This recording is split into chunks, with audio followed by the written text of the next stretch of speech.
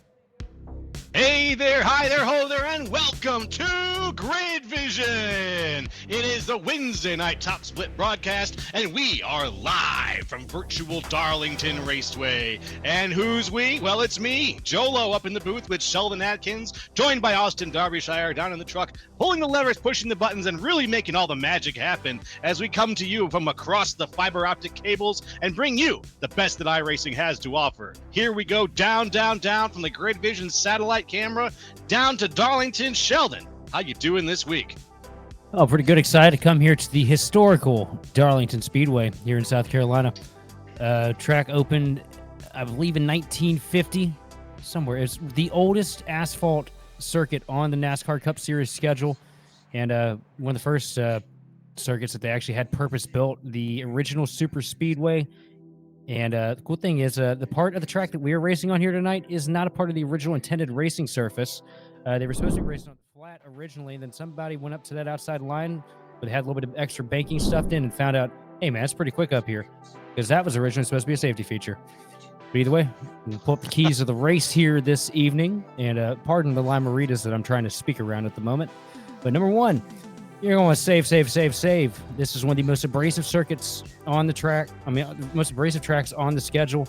And you will absolutely choose through some tires here. You just want to be cautious every step of the way here, because once you burn them good years off, you're not going to go anywhere. Order number two, you want to slow dance with the lady in black. You want to take it slow. You want to back up those corners, get the optimal exit. Try not to overspend.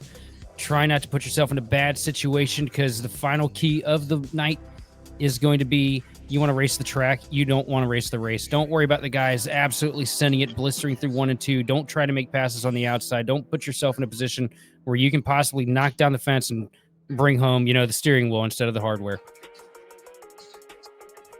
That all sounds like sound advice. Let's take a look at our picks for tonight. And I am going to start off with I forgot his number, but I want to pick the 37 of Colby Jackson. I might go over the Tic Tac Terrace myself for a double Pete here. Colby Jackson's going to be strong here tonight. How about you, Darby? Oh, and Darby as well, with the Colby Jackson sweep on the board here. Trying to get some of the commentator curse knocked out by picking him 3 times. See if Colby can get a good one this evening. Yeah, that's right. Hopefully all of our karma will swirl together and actually even out enough to propel him to victory lane. As we see here that it looks like we are now officially done with qualifying, and we're going to have the grid breakdown here for you. A little unsurprisingly, check out who's at the top of there. The pole position, Sean Conklin, number 1 right now, with Joseph Galata on the outside. 3rd place spot, Richard Garcia. 4th, Brendan Meal. 5th, John Ballew. 6th, Zach Range. 7th, Chris Wilhite. 8th, Nolan Hodgson. 9th, Johnny Baldridge. And 10th, Derek Heitman. 11th place, you got Paul Hill with Paul Bergoli to the outside in 12th. 13th place, we got Noah Bitch with Reese Schaefer in 14th. 15th spot, going to be Josh Lambert with Charles Wembley in 16th. Starting off 17th is going to be Adam Benefield with Austin Edstrom, the Rocket Man himself, in 18th. Starting 19th is going to be the DeWalt dickhead of Joseph Causey with Lou Christian rounding out the top 20. You got it. 21, that's Justin Levine. 22, Jacob Klein. 23, Joshua Latka. 24th, Maggie McGuire. 25, James Houghton. 26th, Justin Nanke. 27th, Brenson Hunt. 28th, Bailey Dutton. 29th, Lucas Mello. And 30th, Connor Truman. 31st, we got Alan Pajari with Michael Battinson in 32nd. 33rd, going to be Louis Becerra with Thiago Vera in 34th. Then running out the 35-car field here tonight is going to be the Tic Tac Terrace himself, Colby Jackson. All right. There's our pick there at the back, right behind Tiago, looking pretty good. 35 cars on the field here. 35 cars tonight. It's going to be a really, really good night for racing. I think watching a race here at Darlington always going to be exciting. But with 35 cars, man, I'm kind of pulling at my collar here a little bit. Sheldon, I don't know if you can feel that across the line, or you can tell, but I'm a little worried that we're going to be seeing some yellows here tonight. How about you? Oh, absolutely. But, it just depends on how aggressive everybody is, especially here on these initial starts, getting through 1 and 2. Everybody, single files himself out, gives each other a little bit of room. We could go for a long green flag run here from Darlington. but there are a lot of variables as well. A lot of these cars on the absolute ragged edge. We've seen a lot of self-spins this week. We've seen a lot of mistakes. We've seen a lot of guys just having difficulty running side by side with other cars. So it's really going to take a lot of patience all the way throughout this field for us to be able to get this thing green. And we see the guys getting ready here, lined up. Conklin and Galata out in front, looking pretty good.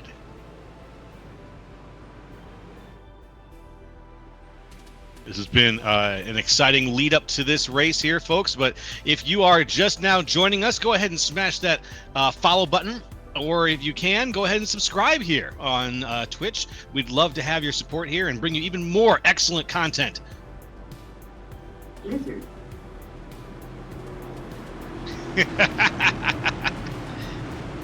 That's the support button right there. That's the sound it makes.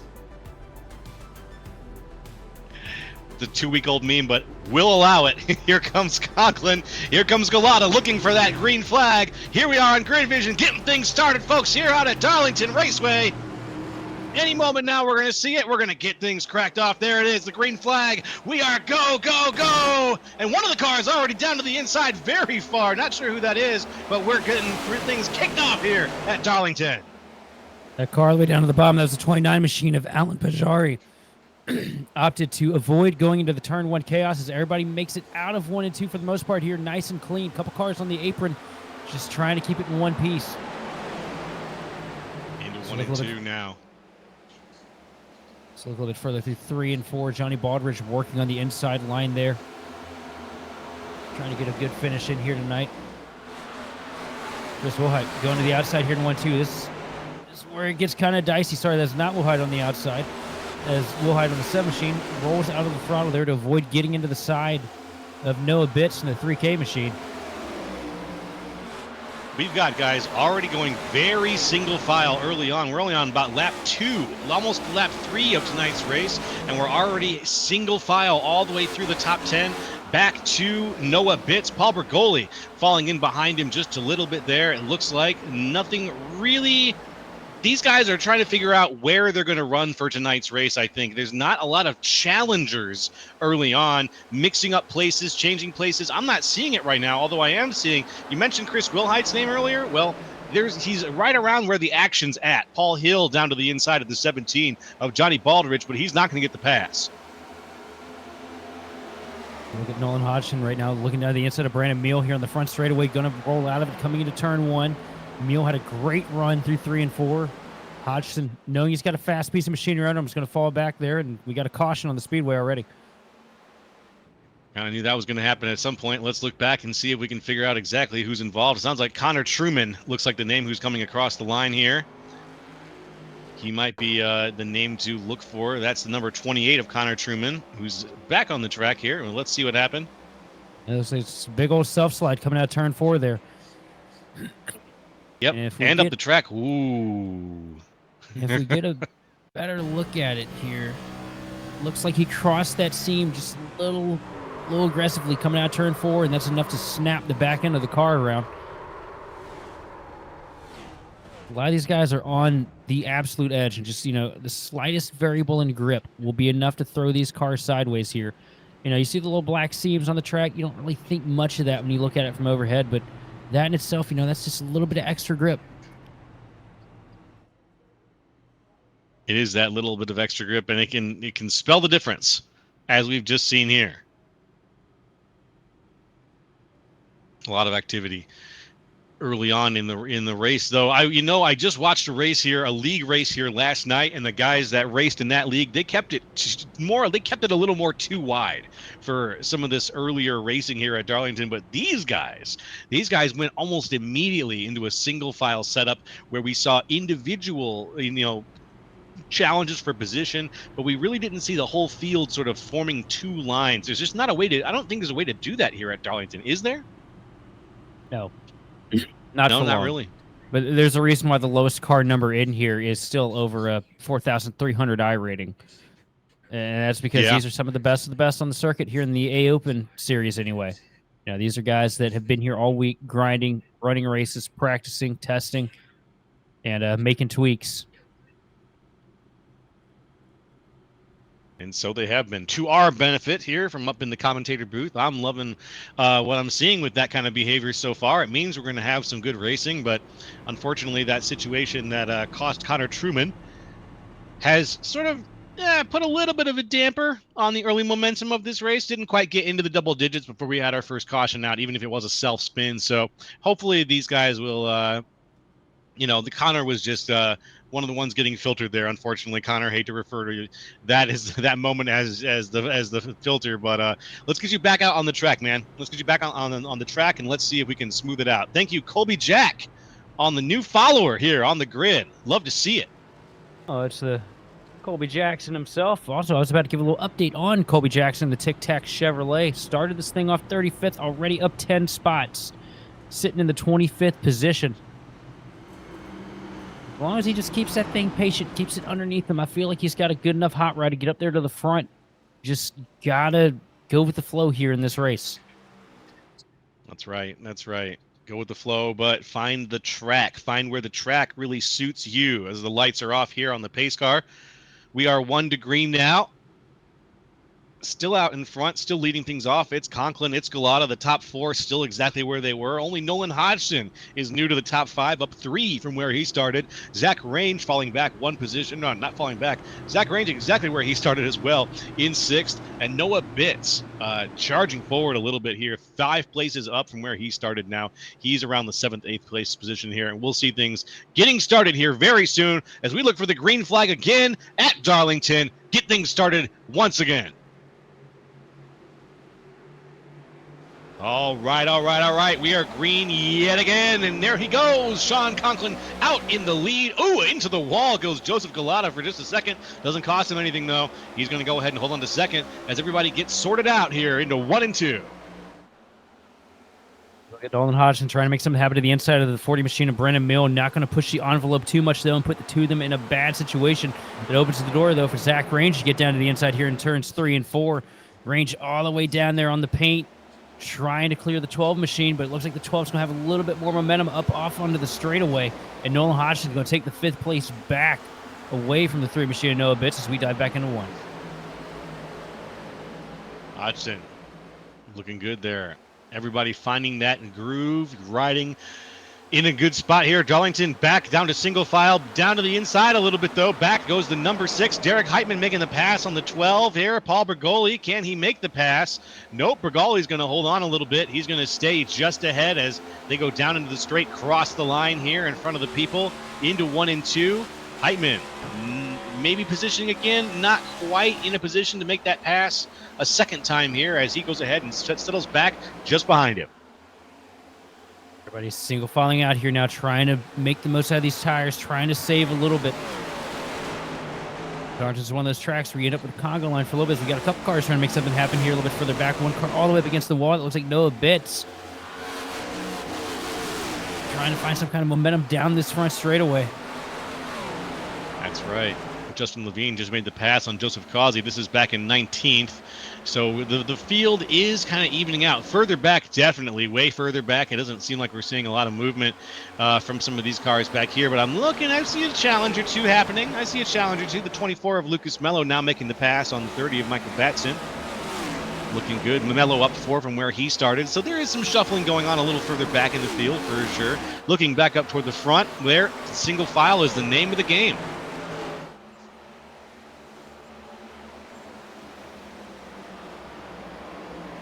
Right there. That's one thing you want to keep your eye on, too. You know, the dreaded Darlington stripe, you see a tag to the wall for Derek Heitman out of turn 2. Now, if you grab the wall a little bit in 3 and 4, you know, you're likely to just scrape the car a little bit, mess up the livery, no real damage. But if you bean that fence coming out of turn 2, the way it angles, you can really set yourself up in a position. And Heitman's really lucky there that he hit it square enough, but you can set yourself up to knock the toe link out of that car.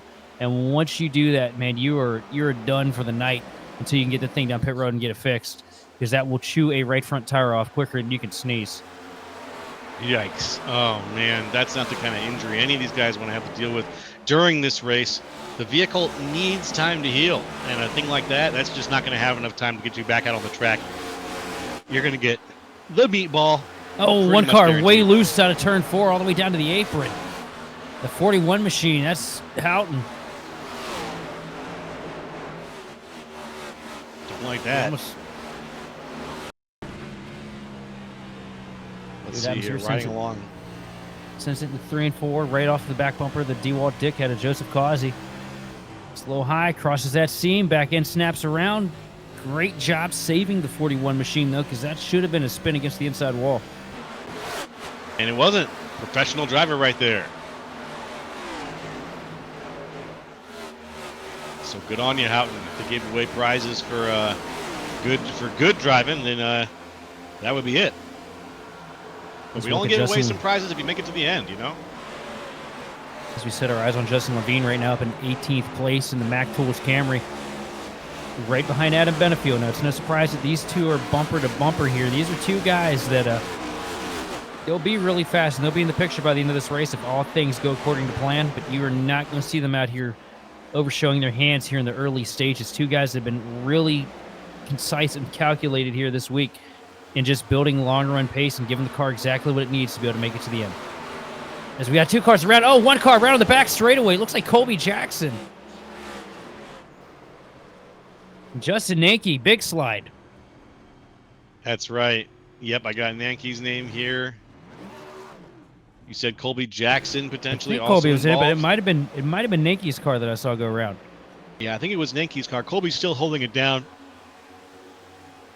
in 22nd right now. Nanke just went for a pass there that I wouldn't have tried to make. Up there out of 2, you know, that car gets tight. Trying to... So we right on board here, but you see that car down there, up there against the fence. You can tell he's tight already. He just kind of clears himself off the nose. At the same time, that machine is bouncing off the wall. And it's just one of those passes you don't really want to make. You know, 1 and 2, you get yourself set up for what seem like, you know, passes you should actually go for. You get so much momentum. But as soon as you try to make that move, 9 times out of 10, a car that wasn't expecting you to get to the bottom coming into the corner, he's going to find a way to make your life miserable. And it's just the geometry of the corner. There's not really anything they can do. That guy was literally in the fence bouncing off of it, trying to stay out of the way. And unfortunately, they both get caught up in a pretty big slide here. Yeah, it's when you make the pass that close at a track where the wall is that much in play, you've got to think to yourself, where is the energy going to go when the guy on the inside hits the wall? He's going to very likely hit it. Where is the energy going to go? And the answer is it's going to come back out into the car, and that car is going to go sliding down the track into you. There's really no way to avoid that. I think that if Nanke had gone a little wider, maybe, or if he had gone, checked up a little bit, maybe, but I don't know. That's the one thing about the lady in black, man. She's pretty cruel. She'll tease you, and you think you're going somewhere, and next thing you know, you get roadblocked pretty quick. That's what we just saw happen there for Justin Nanke. You end up with the receipt. No, absolutely. You end up posted all over her Snapchat story and Instagram and everything. Probably, I don't know. Look at this loser. I would not slide into Darlington's DMs, that's for sure. No, sir. But one guy that's giving it his all, Derek Heitman, opts to stay out here to save a set of tires, which might be interesting here. 19 laps on these Goodyear Eagles. This could be problematic here. We'll see. We'll see how fast he gets chewed up, if possible here. If he does get chewed up, as I think we are 1 to go. Yep, we are 1 to go here. Lap 19 out of 184. So we still got a ways to go, folks. We still got a race ahead of us. Thank you for joining us here on Grid Vision's Wednesday night top split coverage.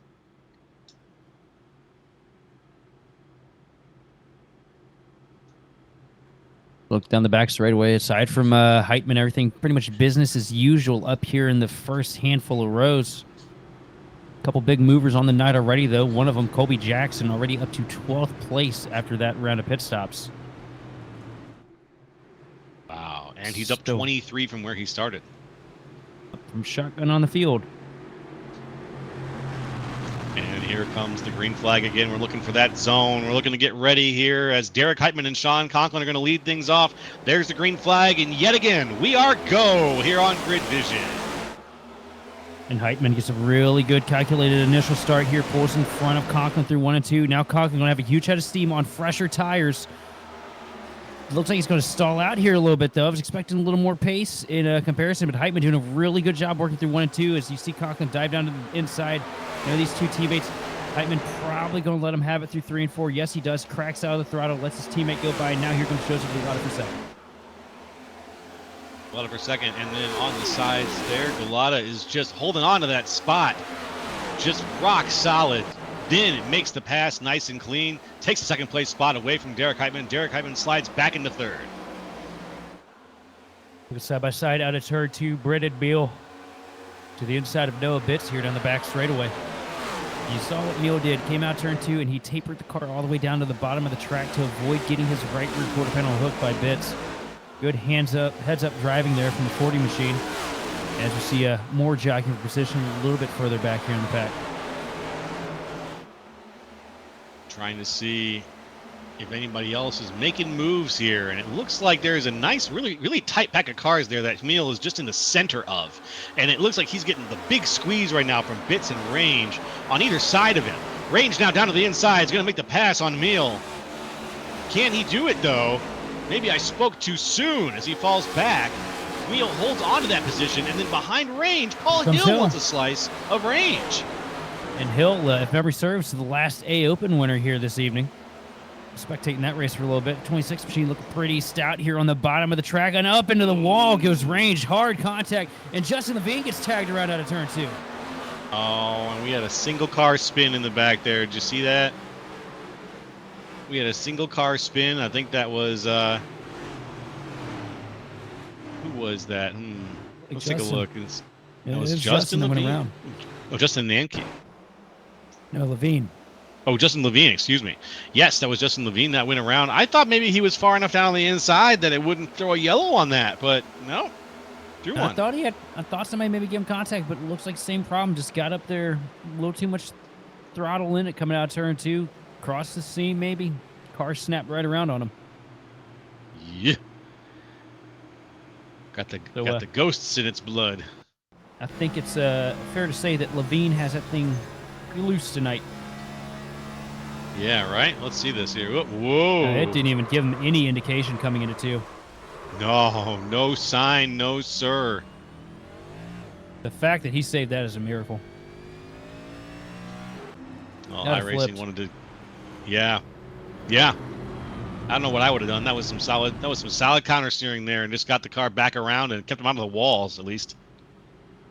And folks, we're going to take a quick commercial break here on Grid Vision, and in a little bit we'll be back with more from Darlington.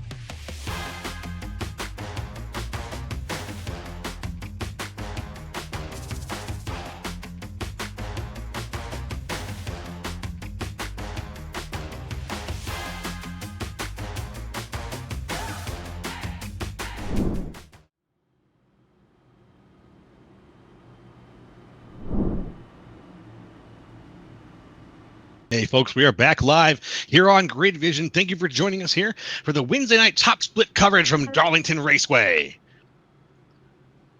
We're about to get things started once again here. We've had just a couple of yellows, not too much so far, but we're still early into tonight's race. It's a baby point in tonight's race.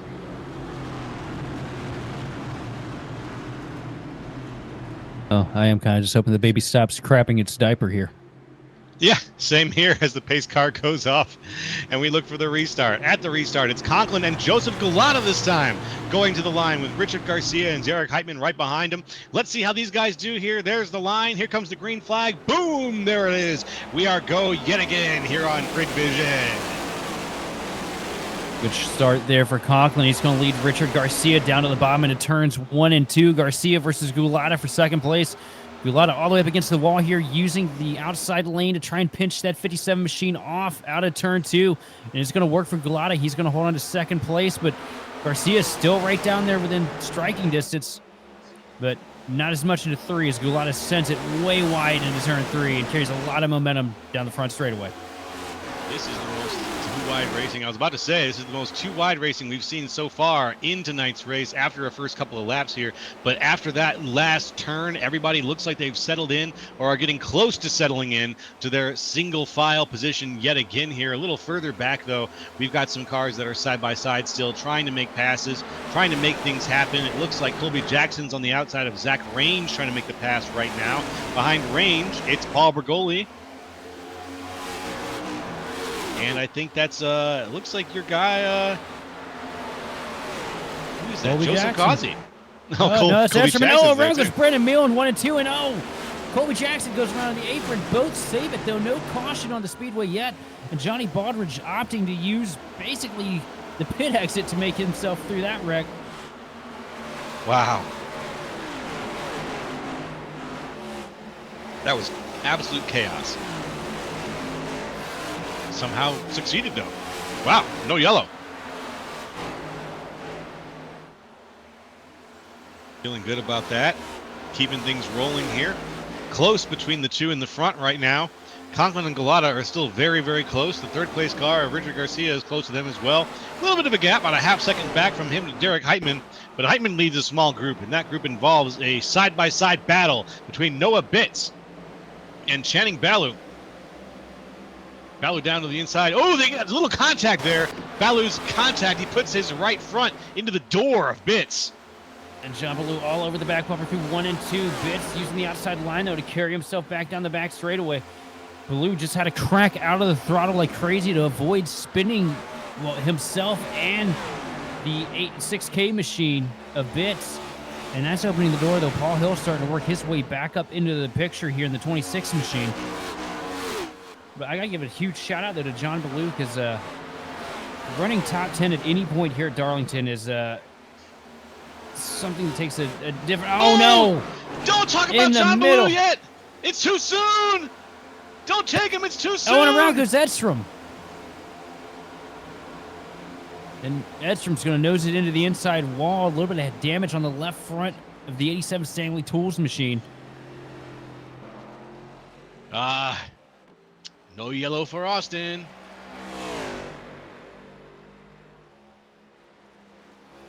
That's going to put him in the back of the pack there. Let's have a replay of that. Look at what happened to Baloo. Yeah, let's see what Gets happened up to there, John Baloo tags here. the fence a little bit. Once it bounces off the fence, snaps the car around, and huge damage to the nose of Paul Hill. And Edstrom just nowhere to go. Gets into the back of the 26 machine of Hill. Once they start checking up in front of you on corner exit and 2, you're already committed. You're already in the loud pedal. And once they slow down, there's not a damn thing you can do. No. Yeah, like you said, you are committed. You are going to go where you are going to go, and you are trying too hard to stay on that line. You can't jerk the wheel at that point. You can't check up safely. It's really not much that Austin could have done at that point, unfortunately for him. Absolutely not. Also, Zach Range gave a huge shot to the back bumper of John Baloo through 1 and 2 there that last time. But hurt himself more than he hurt John, because John's now starting to pull away.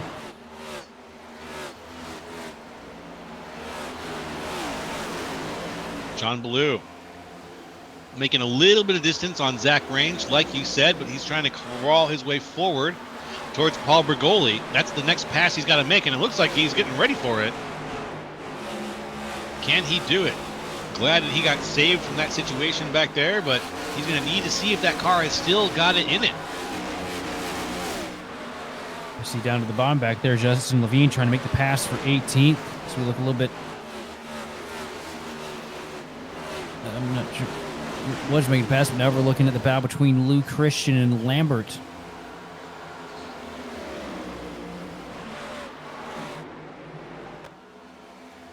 We've got a few things going on here. Christian and Lambert. Those are some names to look at. We've got the battle between Houghton and Wilhite. Houghton is behind Wilhite right now, trying to make a pass there. And Levine down to the inside of Wembley, pulls a little bit of side draft into turn one, sends it deep into 1 and 2. Makes the pass on the 8 machine here. That was the battle for 19th place. Levine just trying to go forward after the earlier spin. But the one good thing for him is he's got a lot of racing. This track is going to go through a lot of changes before it's over. As we look right now, one guy really feel like it's going to be a difficult night for Paul Hill with that center, that splitter on the front. The car just folded in so deeply. Sitting here hanging on to 7th place over Brennan Meal. But as this run goes forward, with that splitter lifted up like that, I had that same damage this week. And I went from having what felt like a rocket ship underneath me to about 15, 20 laps into the run. I could not get the nose of the car to turn no matter what I did to it. So Paul definitely has to be careful about overheating those right side tires. It's going to be on his mind, I'm sure, after the wreck situation. All you can think about in these kind of situations is, you know, how much damage has been done to my baby. And hopefully he's able to hold on to that and maybe get it down. Maybe if there's another yellow, he'll be able to buy himself some time. But we'll see how the battle for Paul Hill goes as the night goes on. Certainly going to need a yellow because he's going to need to fix that damage on the nose. And I'm sure he's got damage to the rear bumper from where Edstrom got into him. Yeah, probably similar damage. Just the whole Speak of thing the devil. folded in. Oh, never mind. Not speaking of the devil. And that's a battle right there where I don't think either one of the drivers is capable of lifting between Joseph Causey and Houghton. 1 and 2 there. Causey going to fall back in the line behind the 41 machine here into 3 and 4.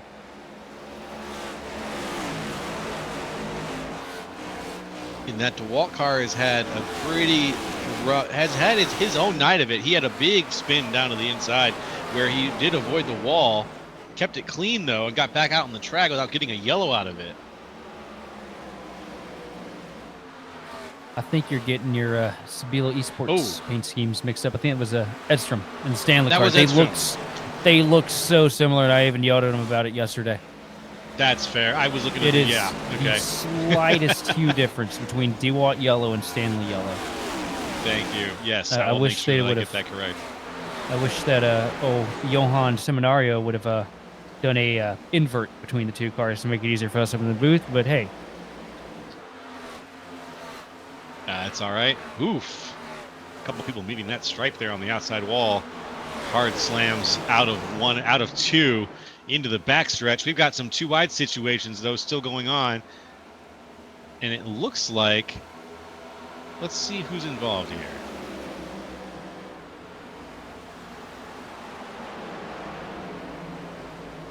That's the 97. That's Reese Schaefer right there. Reese Schaefer, yes. Beautiful Matt Kenseth crown roll throwback. And that's one guy you're not going to see make a whole bunch of dicey, crazy bonsai moves. Reese is probably the least flashy driver, but you get him on a long run on tires, and that's just a guy that you see moving forward, especially at a track like this. And he's moved forward a lot. Started pretty deep in the pack, and fell back early to try and save those Goodyear Eagles. And we got a spin. Oh no, self-spin again. Down to the apron, not really a spin though. Keeps the car completely pointed, just loses the back and goes for a 4-wheel slide through 1 and 2. But Causey with the save of the evening. Yeah. Showing off. Showing us that drifting skill he's got. Maybe not the right time or place for it, as it's going to fall him back to 24th position. And any progress he's made at this point is kind of evaporated. He's right now asking himself, why the hell didn't I just stay on Battlefield tonight? Why do I let Justin talk me into this shit?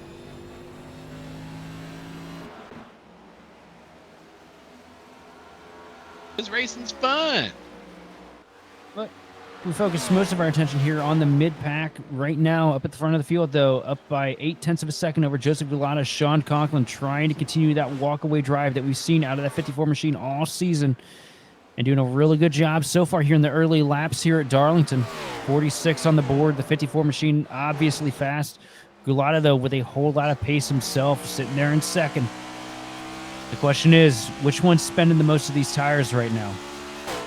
Gulata burn him up, driving in the dirty air. Has Conklin gotten into a point where he might be burning him, trying to grow an advantage? Darn good question, my friend. Darn good question. That's one of the kind of question that only time can answer.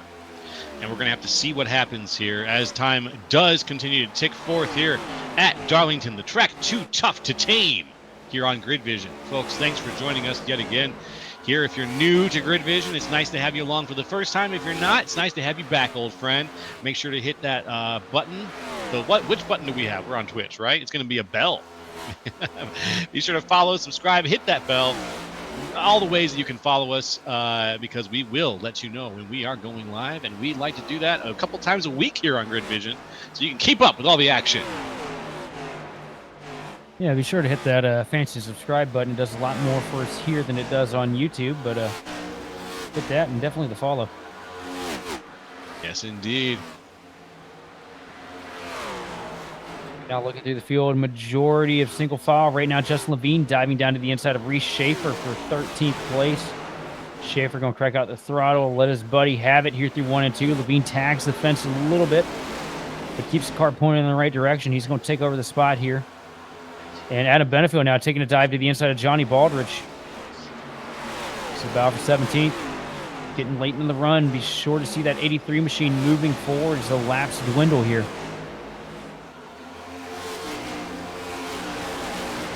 Laps are going to slowly tick down. We have about 130 change to go, so we still have a ways to go, but they are going to start to go much faster the closer we get to the end.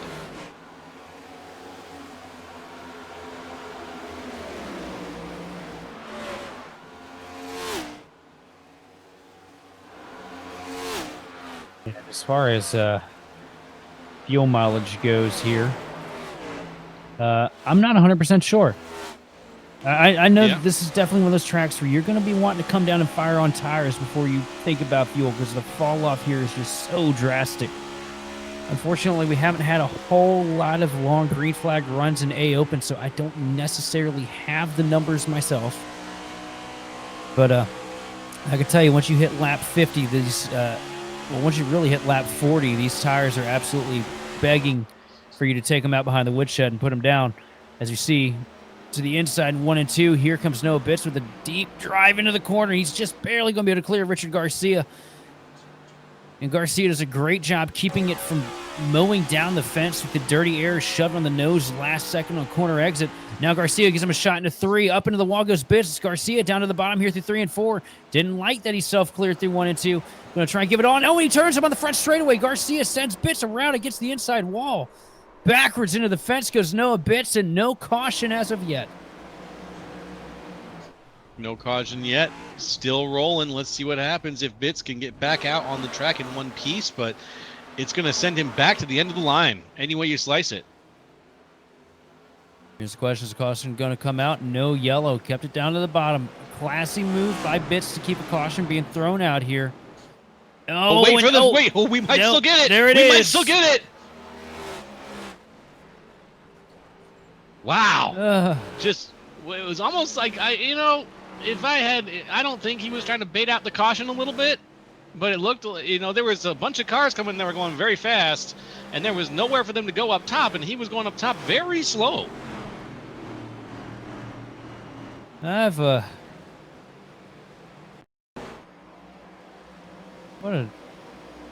as well just nickname Noah Bitch Lemony Snicket, because that was a series of unfortunate events. Yeah. See right here, a little bit of contact. Garcia sends the 6K machine around here on the front straightaway. Yes, sir. You got to remember, tempers are definitely flaring among these drivers. We've had a very action-packed couple of weeks with Daytona last week.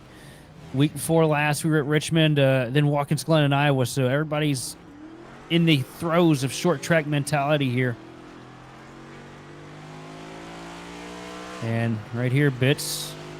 And 26 obviously saw that there was a car slow up against the wall. when he took the dive to the bottom in 1 and 2. And yeah. No, that's a homer moment right there.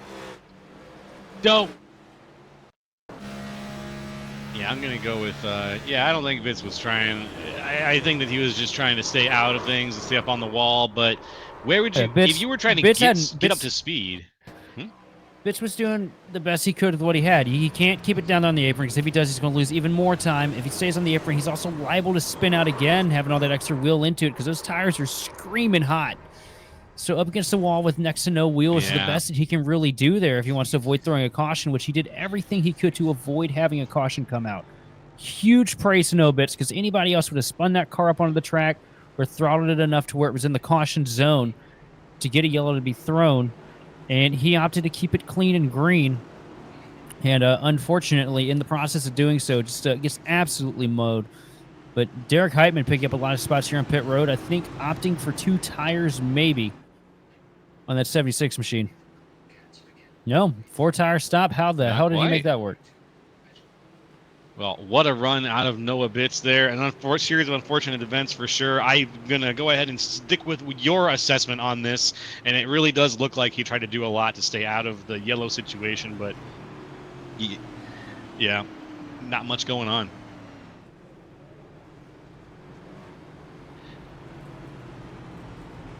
That's a devastating blow for Bitz, too, because he was running such a good, clean race. Unfortunate. Now he's down 20 from where he started, down in 33rd. You know, some days almost 2 laps down. Some days you're the hammer, some days you're the nail, and you know, I only see what I get to call here in the booth. You know, there may have been another point within the last couple weeks where she was on the other foot, and Garcia just not wanting to lift, give any breaks. Even I wouldn't construct myself the same way, but hell, it's racing. Yeah. Yep. Hell. Sometimes that's just the way it goes. 4-3. You want to call the rest of the race in Arthur Morgan voice? You want me to call the race in an Arthur Morgan voice? Yeah, I can pull that off, Dutch, no problem. Get us the green, black lung. Here's the green flag. Everybody's looking real good out at Darlington. I can't do that. Anyways, I'll just shove a towel in my mouth and do the entire race in Kenny McCormick. Also an excellent option as we go around and get things back into the back stretch here. We're still too wide, quite a ways down the field. 3 and 4 looking all right. Up into the wall, though, goes Houghton in the 41, just a little bit there, a little bit ahead of Justin Levine. Oh, he had and around! Inside, a little push, and a car around. Lots of cars around. 12 machine of Bergoli sideways out of turn 4. A couple cars hard hits on the inside wall. I want to say maybe that was Benefield. It looked like a blue car down there. It's the inside fence. Yes, it was. Benefield. And heavy damage to Adam Benefield, and that is going to ruin any shot he's got here tonight because I can guarantee that's at least 6 minutes of optional. Well, here's the way back machine, and let's see what's up. See what tagged Benefield here in the process. The wreck happening in front of him. And Colby Jackson, victim of circumstances there. Mm-hmm. The tic-tac terrorist ends up becoming the terrorized as he freshens the breath of Adam Benefield here on the front straightaway. Well, let's take another look from another angle. See Bergoli and Schaefer side by side here through 3 and 4. And it looks like Schaefer washed up the track a little bit, gets into the door of the 12 machine of Bergoli, and that's just enough to send him around because you are on absolute eggshells coming out of turn 4 here. And God, what a hard hit for Benefield. Yeah. Very hard hit for Benefield. Quite a few cars there. Got through that situation, but unfortunately Benefield was not one of them. It's like Schaefer gets up into him a little bit. Yeah, he gets up. I think he caught the You see how close he got to the back bumper of the 33 machine of Levine. And Schaefer hasn't really run much this week, so I wasn't expecting that much of a dirty air blanket coming off. Definitely washed up the track. Got up into the door, though, and that's what we have on paper here. And that's just such a rough break for the 12 machine at Bergoli. And a handful of others. And the lights are going to be coming off on this next pass here. It looks like we've still got them on the pace car here. Everybody's getting ready, getting set. It has been a mixed bag race so far in terms of staying out of yellows and doing green flag runs. These guys have got it in them. But it feels like Darlington is just being Darlington a little bit, and the track is presenting such a challenge.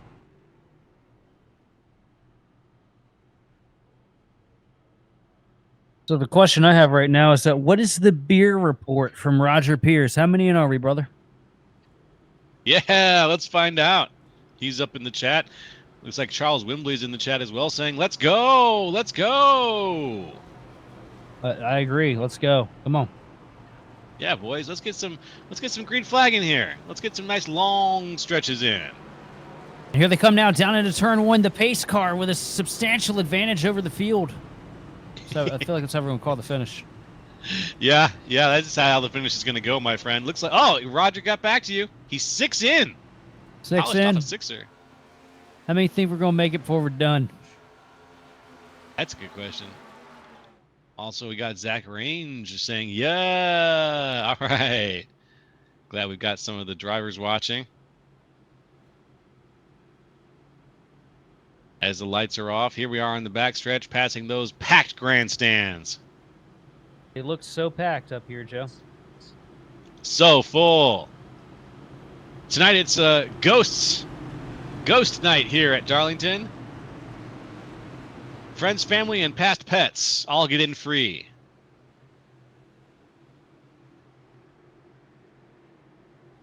There we go. There are some people in the stands. Texas don't count as ghosts, do they? Nope. They just ghost you. And here we go. Green flag, green flag. Oh, that's where we're going to end off. And scene. Moving on. Sean Conklin, Joseph Galata out in front. Galata finding a place up on the outside. Conklin's down on the inside, just holding on to that groove down on the inside of the turn during 1 and 2 into the backstretch. We're all still holding on, though. It is going to be a hectic one. Still, it looks like here. I'll tell you what, the most nerve-wracking position to be right now is in the middle of this pack as we see a bunch of guys going at it pretty hard. But right up here at the front, here comes Gulata with a huge head of steam through 1 and 2 all over the back bumper. Conklin gets the dirty air off the back bumper. The 54 machine, though, has to check up a little bit coming out, too, but able to maintain momentum down the backstretch. Now he's going to send it high and wide here through 3 and 4, just about knocking down the fence. One for a diamond, trying to build that momentum to get to the inside into turn 1. He gets a huge run all over the back bumper into 1, up to him into 1. But Conklin going to hold strong here in that 54 machine through 1 and 2. That's right. Galata and Conklin actually putting on a bit of a show here at the front right now before maybe we're going to see who ends up dominating or stretching out this lead. Right now, the two of them are doing very well, staying close to each other. Galata and Conklin back a little ways. It's Nolan Hodgson, Derek Heitman, Richard Garcia. They're not in the battle right now for first. That battle for first is a two-man fight. Yeah, these two right here, they've just been the class of the field for the first 66 laps of this race. Yeah, I think it's going to take a lot if you're going to get up here and go toe-to-toe with either one of these two drivers. Yeah. That's absolutely right. We've seen some drivers who were up there, closer to the top earlier, who maybe fell back a little bit. But Sean Conklin and Joseph Galata have not been two of those drivers. They've been very consistently up toward the front.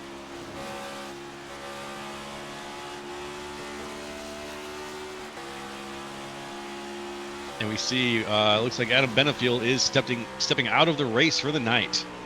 He is done. Devastating blow for Adam. Looked like he was going to set up for the long run. Looked like he was going to go for the long haul and just Unavoidable wreck takes him out of it. One guy that's working on recovery drive right now, they're back up into the top 5 right here behind Richard Garcia. That's 33 machine. The Mac Tools Camry of Justin Levine sitting in P6. Had that huge slide earlier in the race, spun out, saved it. Fell all the way to the tail end of the field after starting near the tail end of the field and working his way back up here into the top 10. I'm looking through the pack right now, trying to see if there's any battles going on, but we've got enough people spread out already. There's not too much happening. I'd take that back a little bit. It looks like Tiago Vieira is trying to make a pass here. Tiago in the crucial 52. Against Nagy through 1 and 2. That's a bold move, but it's going to work out for Tiago here. Let's see what happens into 3.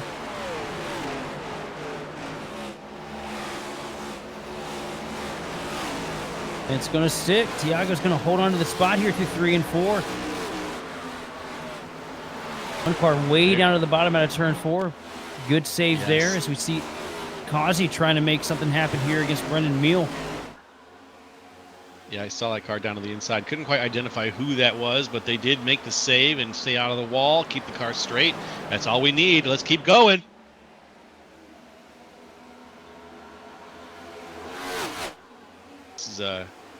This is a good situation here for a number of cars because these packs are starting to catch up a little bit here, and the pack itself is starting to catch up to the leaders. Nolan Hodgson now is only about a half second behind the first place spot of Sean Conklin from 3rd to 1st. So this is a good enough spot that, you know, you can consider Hodgson part of the contention, and you can consider Heitman right behind him also a part of that battle.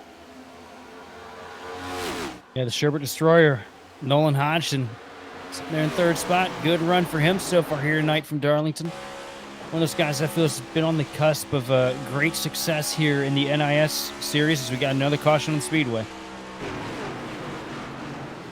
Ooh, let's see. Zach Range is passing back.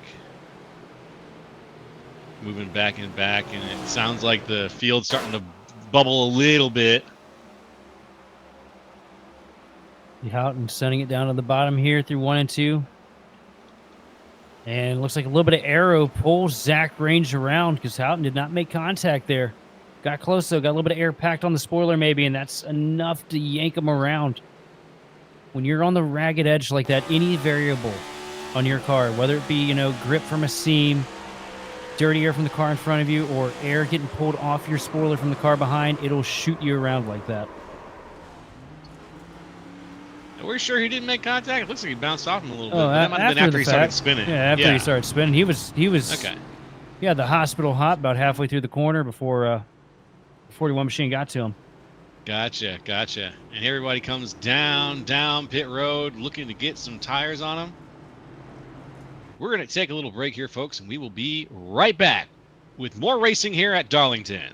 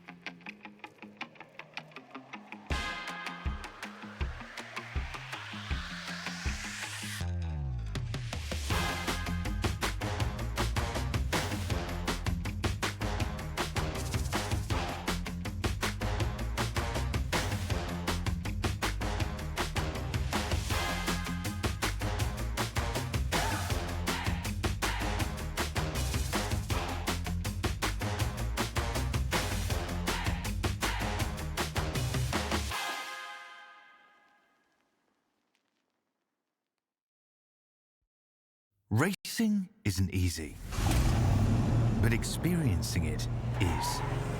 iRacing puts you in the driver's seat with the industry's leading sim racing game. Drive on laser scan replicas of the greatest racing circuits from around the world. Go head-to-head against other drivers chosen by skill-based matchmaking to ensure competitive racing at every level. Compete across all your favorite series. In officially licensed cars, engineered to deliver the most...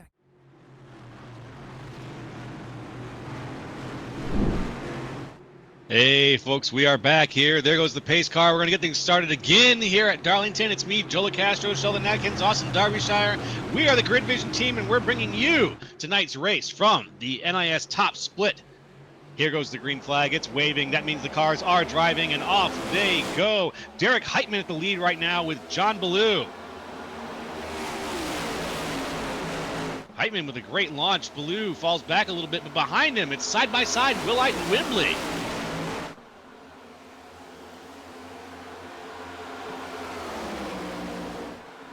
A little further back in the pack, we still got 2x2 racing here. Everyone wants to get sorted out, and I think that they will, hopefully, over this next couple of turns here. No, they're not! They're not! We've got a spin! Half a car around, a number of cars here. There's a huge wreck out of turn 4. Yeah, that caught quite a few. Bailey Dutton, James Houghton, Johnny Baldridge. That caught quite a few. Like Levine was caught in it as well. From the glimpse I was seeing on the other monitor here. See what happened. All right. Where did it all go wrong? We had a 3 wide situation briefly, but it wasn't that. It looks like, whoop, nope, there's the 3 wide again, but it was ahead of it. In front of him. Yep. Bitch gets tagged around. The 17. These guys just know where to go once it happens. They run a 3 wide. Everybody driving hard, trying to make spots here. And chaos unfolds. Ridiculoso. Bits' difficult night just gets a little bit worse. See what happens here. Bits. He tries to go down to get off of the back of the one machine, and Garcia is there. Unfortunately, those two find each other again, and Bits on the receiving end yet again. And I wouldn't be surprised if there may have been some fireworks here under caution between those two after that, because your Bits, you know, that give a damn chain is starting to get yanked a little too hard. So you're right on board with Baldridge here, just a victim of circumstances, comes in the corner, nothing than smoke than Houghton.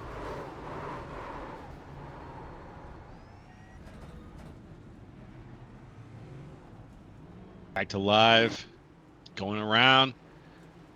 Ugh, I'm starting to get a little hungry, I gotta admit. For some reason, this race is getting my hunger up. What are you hungry for? You know what I'm hungry for? I'm hungry for green flag laps. That's what I'm hungry for. I thought you were going to say wieners. I was going to say I'm hungry for a Johnsonville bratwurst. Delicious. Or maybe a wonderful ballpark Frank. You know, they plump when you cook them. As I discovered, that was their slogan. What? They plump when you cook them. Yeah. Ballpark Franks, baby. Good stuff. This broadcast is not presented to you by Blue Chew. Blue. God damn. Well, that got me laughing hard enough that I almost just choked on my stuff. Oh my god. I can say shit on Twitch, right? Okay. I fucking hope so. I'm so used to sanitizing my broadcast. You know what I mean? After so many broadcasts, you trying not to swear. This is the producer strange. Coming through though, and seriously, Blue Chew, hit me up. This is our producer has possessed me. Blue Chew, seriously, hit us up. We'd love to collaborate. When you've got to drive, when you got to go all the way. Oh. I think we can hear him. When you gotta go all the way, Blue Chew gets you there. Here comes the green flag, green flag, green flag. Derek Heitman, John Ballou. leading things here at Darlington as we go into lap 80, looking for 104 laps remain.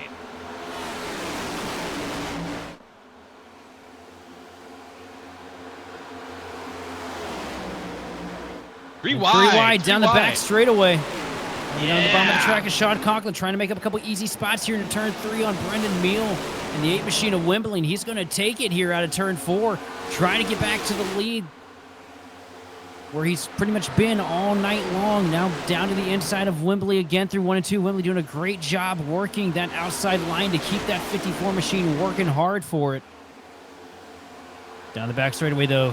The inevitable happens. Conklin's going to take over the spot. Now down to the bottom of the last second 3-wide dive into turn 3 is going to be Hodgson. And a deep send. He's going to take it over here from Brendan Meal. And a little bit of contact here. Causey up into the door. And 3 wide for third place into turn 1.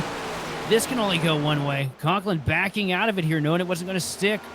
But Wilhite and Causey door-to-door beating and banging it up the track goes Wilhite hard into the fence. Right in front of, I think, Gulata. Gulata, a heavy amount of nose damage on that machine. They're wrecking into turn 4. Oh, come on. They were so close. They were just out of yellow range with that turn. And they're still wrecking. Do we have beef? Is there chief beef to worry about right now? I think absolutely. Let's see. I have to watch that one again. There is a lot of furious drivers here. As you see Wilhite send it pretty quick there around the outside through 1-2. Think he might go have a little conversation with one DeWalt dickhead. Who's he looking for? Yeah. Joseph Causey, I would imagine. You see There's 4 wide. 4 wide. Yeah, it won't work. No matter how you not cut gonna it here. happen. That's not gonna happen. You can't cut the cake 4 ways at Darlington.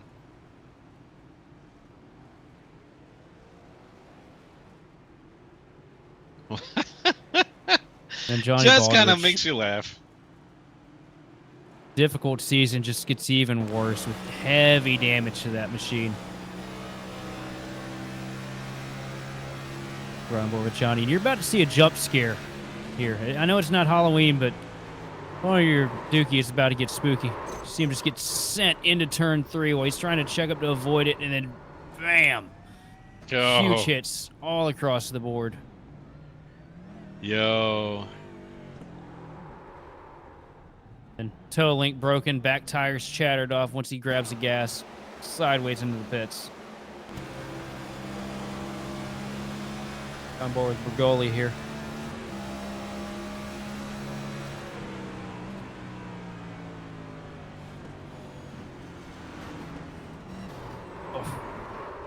Yeah, he had it miss, and car on the inside just wasn't able to hold it. No grip down there on that flat.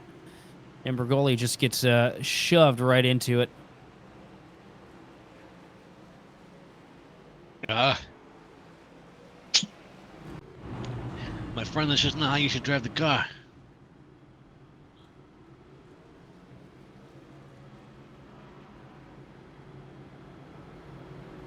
Well, we have learned that out of 35 cars in the field this evening, I think 2 or 3 of them may have brakes installed. Yeah. Yeah. The rest have been using tapioca that they've been applying to the car wheels as they've been driving to attempt to slow them down.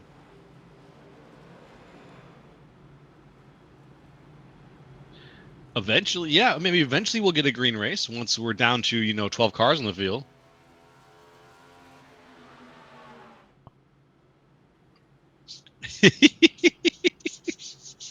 Right around now is when the Fox broadcast will be talking about how 3 to 9% of males on average have Peyronie's disease. Be sure to go to your local physician to get that checked out. Oh my goodness.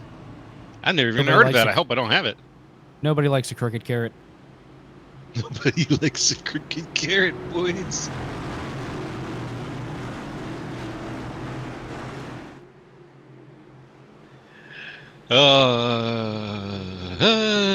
Y'all go green. I'm about to lose my mind up here. I know it's great content, but please, for the love of Christ.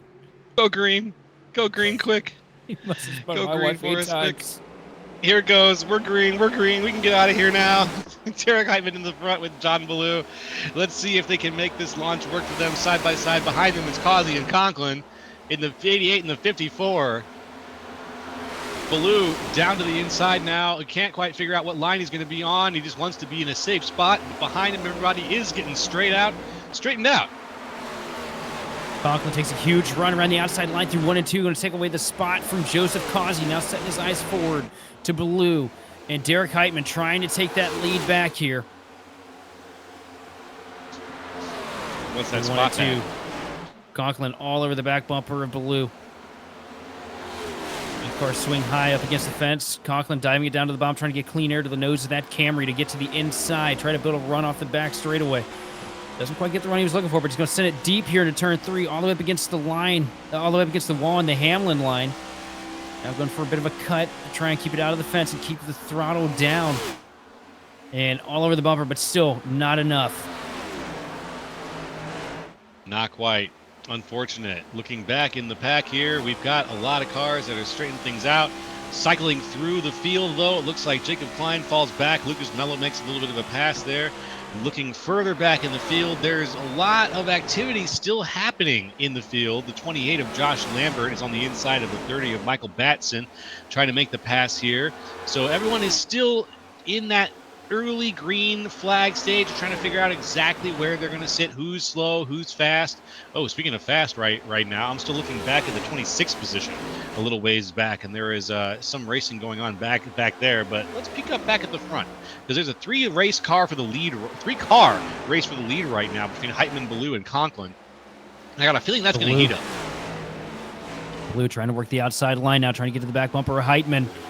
It's a huge head of steam down the front straightaway, all over the bumper into 1 and 2, but the problem is you can't really do anything with it into 1 and 2. Gonna have to lose a little bit of ground here to keep that car rotating through the center of 1 and 2. That's gonna hurt the momentum down the back straightaway, but here comes Conklin now all over the back bumper of the 98 machine into turn 3. Not close enough to make anything happen. Gonna send it high up against the fence again through 3 and 4. And right now it looks like Heitman kind of just holding up a little bit of a log jam up here for the first 3 spots.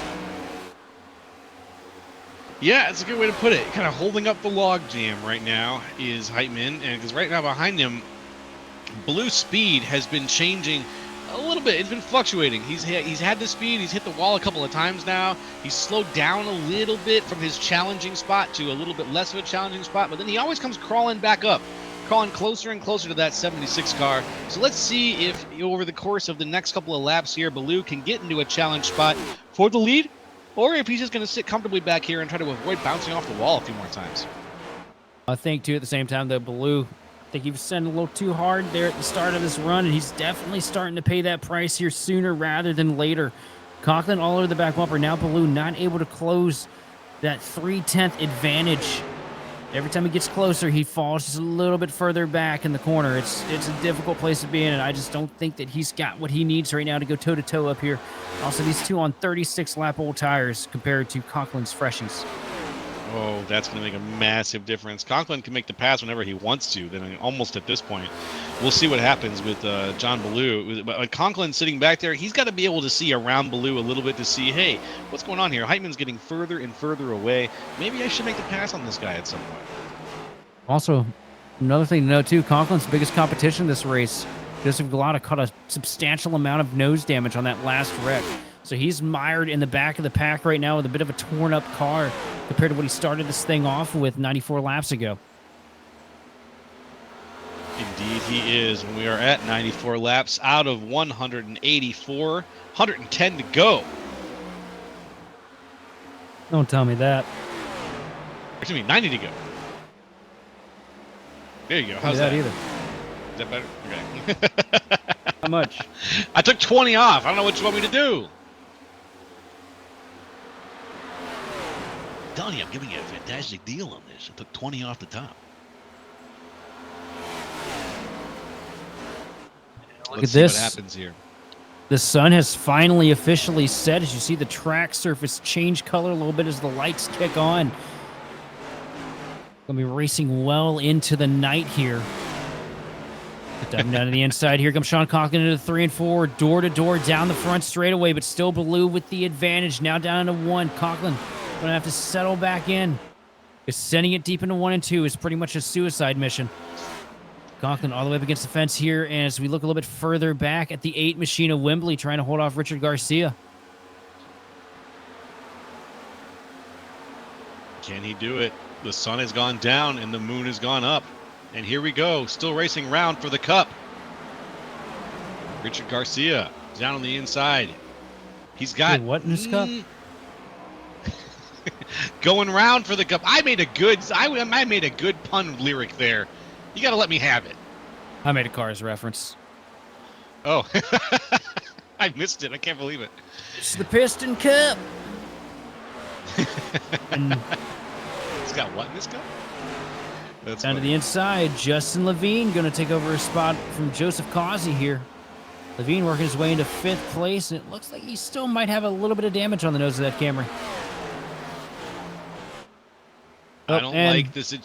Oh, yeah? Conklin must be shy because every time we look away, he makes a pass. When we're looking at him, he don't do it. Well, he did it this time, and he made the pass on John Malou, and now he's in 2nd place. Let's go back in time, though. Let's take the Wayback Machine back just a couple seconds and see that pass here as Sean Conklin makes the move. On the outside. Not bad. Back to live. Here we are. This is how the race is currently going.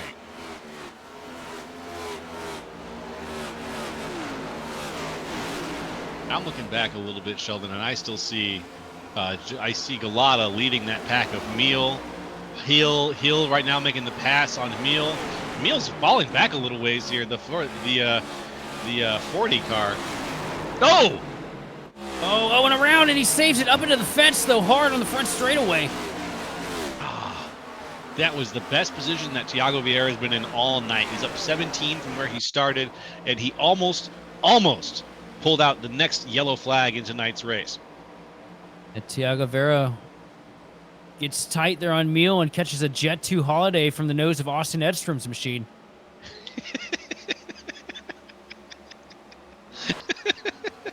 That tickles me for some reason. That's funny.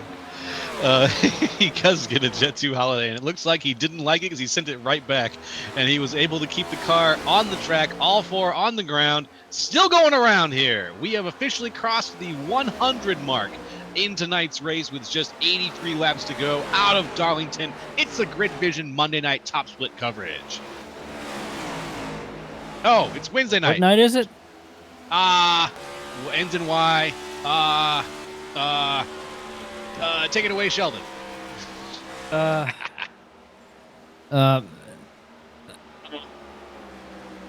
lost it. That's I'm all right. here to talk Wednesday about night. packs of stray dogs that are taking over most of America's metropolitan areas and major cities. Well, I'm gonna remember this time. Thank you, Austin. It's Wednesday night. Anyways, let's get back to the race. Out in front, Derek Heitman. And out in front, Derek Heitman is getting chased down now by Sean Conklin. Conklin able to keep up with him, and not just keep up, but kind of put the screws to him a little bit. He's got him thinking, man, I wish I was out ahead in this race all by myself, and I'm absolutely not. I'm a 1.5 seconds ahead of John Ballou, who's fallen back a little ways, but I am nowhere near that far ahead of Sean Conklin. And Conklin is going to have the time and the energy to make life living hell for Derek Heitman. Yeah, Heitman right now just doing everything he can to maintain that lead. Meanwhile, Conklin doing everything he can to save those tires. Knows there's fast cars behind him still. He can't go out here and just absolutely send it and blow the doors off the 76 machine and try to run away to an advantage. You don't do that here at Darlington. You do that, you hurt yourself in the long run. You just got to be concise. You got to be consistent and keep those tires under you. You just see him make a look down to the bottom now. He's decided this is the time to make the move through 3 and 4. On the inside here, Heitman going to have the advantage on the front straightaway, though, not wanting to give up the lead to his teammate. Into 1, Heitman going to hold on strong here for this lap. It gets pretty tight, washes up the hill through 1 and 2. Here comes Conklin with a good cut on corner exit. Up to the back bumper, now diving to the inside here into turn 3. And I think this was going to be inevitable as Conklin sends it deep into turn 3, up on the paint. And he's going to be able to clear him and slide up in front. Sean Conklin back up to the lead. I think you were right. You used the word inevitability, Mr. Anderson. That is the sound of inevitability. And that's exactly what happened. Sean Conklin on pit lap was 73. Derek Heitman was 55. We knew how that was going to go. He was going to end up passing him at some point, and he did, nice and clean. And now the question is, how far will Sean Conklin get in tonight's race in terms of this lead? How far can he push things before he ends up running into one of our lap cars or Alan Pajari, the current last place car on the lead lap? I've got to give Heitman. I've got to give a whole heap of props to Heitman, though, because, I mean, that old a set of tires at Darlington, you would expect him to fall like a stone on the restart through the pack, was able to make it work up here at the front of the field and hold on as long as he did.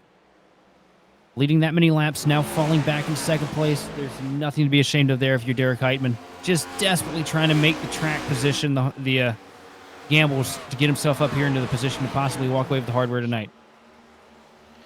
And right now, interesting factoid presented to me, Justin Levine is the only driver right now who's actually making up time through the top 5. And a part of that is, again, look at the pit laps that we are dealing with. Heitman, 55. Baloo, 55. Levine, 73, the same pit lap that Conklin pit on. So he's got a very good chance to make his way up there. Nolan Hodgson also pit on 73. So there's a very good chance the two of them could make it up there. But Hodgson is a little bit too far back right now. And Levine is really the one who's going to be the one moving through if he can make his way around John Ballew. Yeah, it's a difficult thing. Once you get to the back bumper of these cars here, you know, it's once you get to about 6/10 back, anywhere onward, forward to the car in front of you, you're hitting a massive wall of dirty air, and it makes it so hard to make anything happen. You know, if this was the old car, he'd get to the back of the 26 machine of Ballew on that tire disadvantage, and he'd just blow the doors off him within 2 corners. Right now, you see him get tight through 1 and 2. Once he gets up to the back bumper, loses a bunch of times, tags the fence. And that's just the difficult part of this next-gen Cup car. That's right. That's right. There are a few difficult things going on right now, aside from just the state of the race for a lot of these drivers. It looks like Edstrom is about to get passed. Maybe. Nope. Lucas Mello was signaling, and he had about a half a car length on him, but Edstrom just outdrove him through that turn there and was able to get back his place and more. So that battle is not going to happen as far as I know. And he's going for the pass now.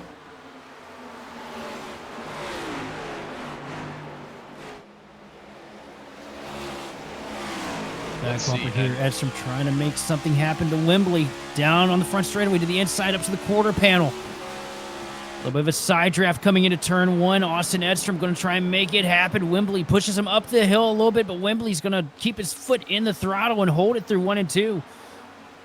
Wembley going to hang on to the position here down the back straightaways. He got a couple cars tagging the fence. Brendan Meal stuffs it into the wall to turn 2.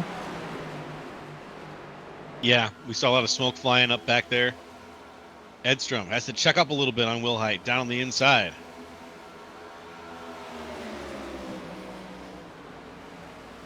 Edstrom up to the bumper again here in a 1 and 2. Not able to make anything happen, though. Has to lift to avoid the wall of dirty air from the back of the 8 machine. Austin on that recovery drive, you know, got caught in that incident earlier. As we look at Levine now, back to the rear bumper, Ballew through 3 and 4. And he's just stuck right now in that dirty air. Yeah, stuck is a good way to put it. He does not have the momentum or the position to make the pass that he needs. And while this is happening, too, at the same time, Sean Conklin is running away with the lead. You know, Justin being on the same lap tires as Conklin, that's Conklin's competition right now. Can't make the pass on the 26 machine. He's fallen back to 2.1 seconds back. Remember, he had worked his way all the way up to a 1.5 seconds just a handful of laps ago. The more laps he runs behind this machine, the more he's tearing those tires up and the more difficulty he's going to have trying to make anything happen. Yeah, I've been watching John Ballew all night, and he has had just a wild race. Like it's hard to say, but I've been pegging him as a worker. Like he's just been working all night, and it's been impressive to see. He's been in that position, up 2 from where he started, up 1 from where he started. I don't think he's gone much further down than that. He crawl his way back up, I think, a little bit, but a really good start and just a really good run so far overall from John Ballou.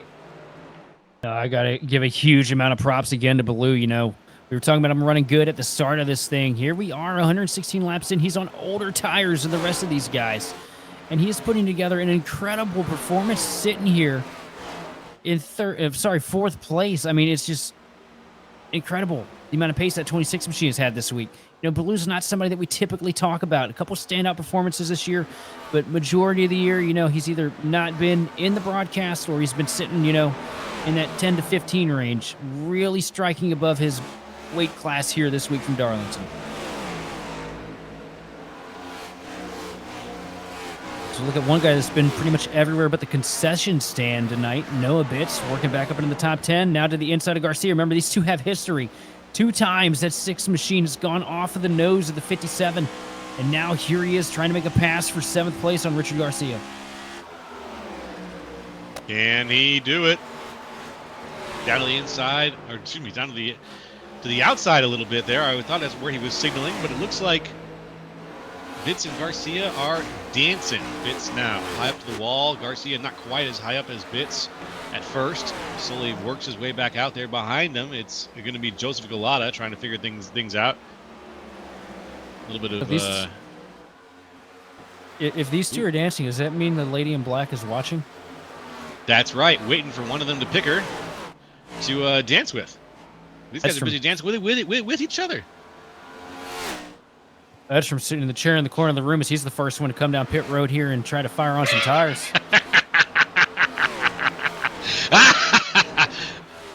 If you know, you know, folks. And it looks like he's down pit lane right now taking tires. If you know, you know. John Ballou is in 4th right now, down 1 as Levine is able to make a pass on him. That's from still watching, by the way. It's true, still watching. Nolan Hodgson in 5th. Justin Levine is up 18 from where he started. A very good race for him so far as well. Despite getting involved also, I think he was involved in one of our earlier wrecks.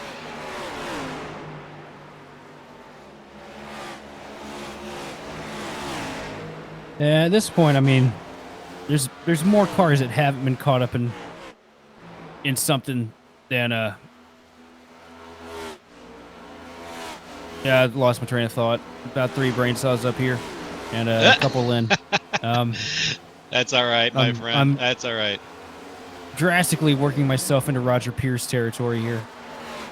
Oh, okay. Well, I will be the designated commentator for now. I'm gonna be the designated driver though. I'm running the 12:30 tonight. You can't stop me. I won't. I know you'll make the right decision, my friend. Always. Never once. Turn left, right, left turn. That's what we do. Plan. Oh, and we have one making a right turn. Nakey, you can't park there. And that's going to be a yellow. Maybe the yellow was going to say, wow, he stopped and the yellow took its time coming out. But yeah, you cannot park there. That yellow is the red zone is for the loading and unloading of passengers only. I know. Yeah, if he, I mean, with him hitting the escape button, waiting for the escape button to get out of the car there, I kind of just wonder why the hell he didn't just Alt F4 like anybody else does in that situation. Instead, boom, parks the car on the front straightaway and throws a caution. Yeah. Unfortunate. We had a pretty halfway decent run going there, too. Yeah, the race was actually looking good, but so much for that. Yeah, that's the way it goes. Down on the inside. Let's watch this in the replay machine. The old way back. Yankee just going down there and crowding and taking a hole that isn't there, trying to drive through somebody through 3 and 4, and beats down the fence and parks it, and I guess waits for the color yellow to come across the stream, then gets out. Well, all right. As everybody's coming down pit road now to put on a set if they've got them, and to get some gas.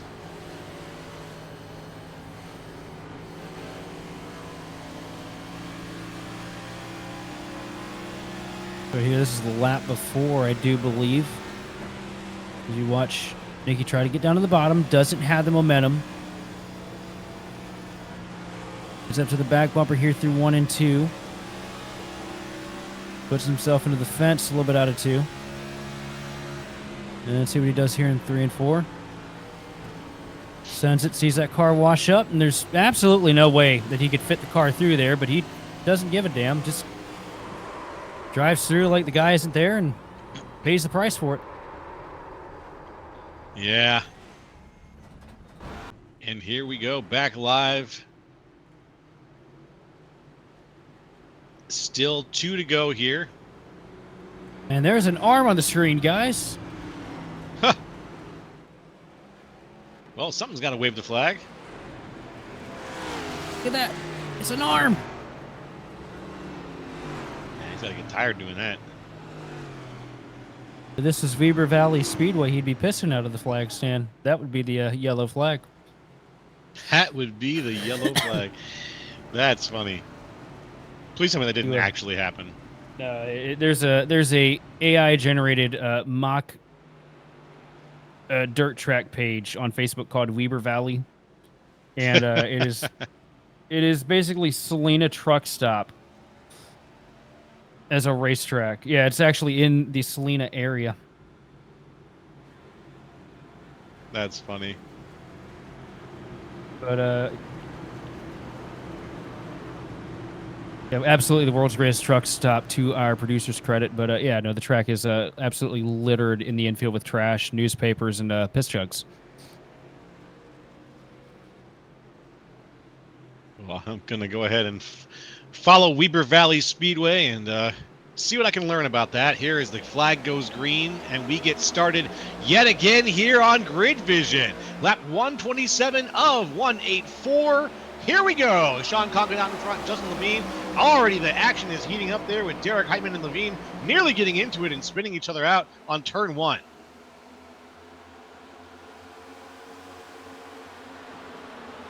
And here we go. Bitts and Garcia going at it again through 3 and 4 here. Bitts all the way up against the fence. And these two, they made a lot of contact here earlier, and I got to give credit to Bitts. I'd be absolutely seething, ready to hook Garcia into the fence for those two deals, but Bitts just running clean here and running smart, and that's what it takes to get the job done here at Darlington. You see him get squirreled up a little bit here, and almost a dicey moment off of turn 2. Garcia going to back out of it, but here comes Houghton with a huge run down to the bottom and a dive bomb into turn 3 to get side by side with Garcia and shotgun past Culata. That was a pretty solid drive, I gotta say. All the way down to the inside apron, back up to the track, back up to the banking. Houghton working on holding on to that position there, up 17 to 8th place. Here we go with the single file yet again. And now Levine versus Conklin up here at the front of the pack. Levine all over the back bumper into turn 3, trying to move that 54 machine up out of the way. Maybe Conklin going to hold strong, though. Across the start-finish line here, 130 laps on the board. 55 laps remaining here from Darlington. Ooh. Up to the bumper here through 1-2, and here comes Levine down to the bottom. Conklin oversends it in a 1 and 2, gets up into the fence, and Justin Levine is going to take the lead here down the back straightaway. I would have almost said there was a little bit of netcode contact between the two there. Just a little bit, as Conklin definitely got a touch loose, which I haven't seen happen quite yet to him at this stage in the race. I think the same thing we saw earlier in the race where one guy got to the back bumper, the other, and it snapped him around. I think he got him loose packed air on the spoiler, and it sent him up the hill, pulled the rear downforce off the car, causing him to get loose. But here comes Conklin up to the back bumper, and he's hard into the fence trying to get back to Levine. As we look at what initially happened here, Levine gives him a little bit of a shot into turn 1. gets down to the bottom, packs air to the spoiler, and it's enough to send him up into the fence. And now, does Conklin go for revenge here? As they dive through 1 and 2 again. And it's just going to be so hard for Conklin to be able to circumvent that dirty air, but he's gotten really close out of 2, but hard into the fence for Conklin. Oh, yeah, he keeps hitting that wall after he tries to make his move. It's like Conklin's, the move doesn't materialize, you know? Oh, Sean is pissed right now. You can tell by the way he's driving. Feels like he was done dirty. I mean, these two, they've had a bunch of, you know, couple bad moments here throughout the season. With it being altering ends on which one gets the worst of the deal. Bits. And up to the back bumper again, out of turn 2. Conklin just about lifting the tires up as we got 3 wide a little bit further back in the pack. Garcia and Bits still going at it here. Oh, Bits just got half spun and saved it. And oh! Levine gets stuffed into the fence here. Wow. Conklin stuffs Levine into the outside wall. He did a pirouette. Let's have a look at that. You're watching him coming into 3 and just ships him into 1 and 2 here a little bit. Then just drive straight through him. Just, wow. Yeah, drove right through him. I mean, it's crazy to me how these, you know, guys can dish it, but they can't handle it when it's sent back to them.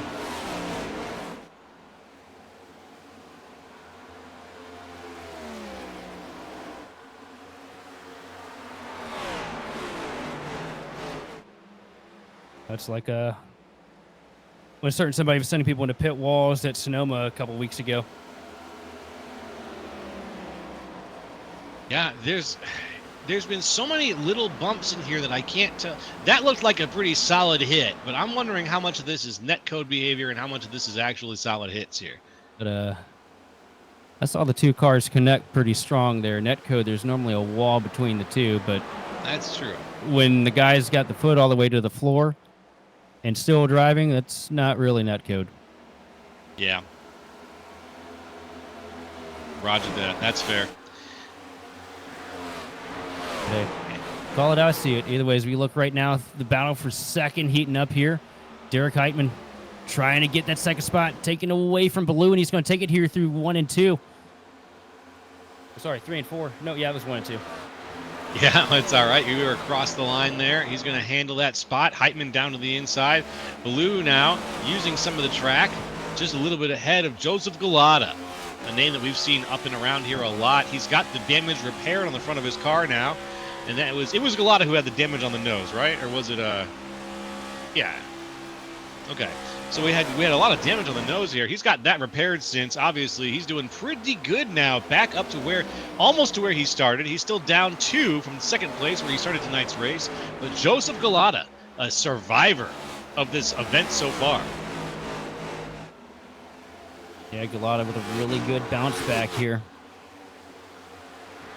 You know, looked like it's going to be a rough night after all the damage he caught on the nose of the car. Able to catch a break with a couple of these cautions, come down and get the thing fixed up. You see him trying to make a move on Baloo. Baloo hard into the fence in 1 and 2, and that's going to open up the door for Galata. Galata's going to take it away here. Levine trying to claw back up there to the front. Going to send it down to the inside of Baloo here through 3 and 4.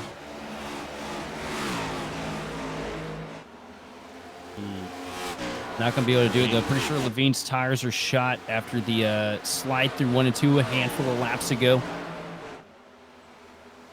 Yep, I think you're right. And that's going to cause, that's not going to be a problem for Houghton behind him. He's just got to find a place to make a pass if he can. So let's see if Levine is going to fall back any further now in the 33 Mac Tools car and see if Houghton is going to take advantage of that situation and make the pass. Now Levine just hoping for somebody to make a mistake here and throw caution his best bet. And there it is right in the back of the pack. Hodgson around backwards into the fence. And I think that might have been a little bit of an intentional helping hand there from somebody. Oh, no. Let's see. Oh, no. That was a little slide up the track. Tiago gets into him a little bit there, and down he goes.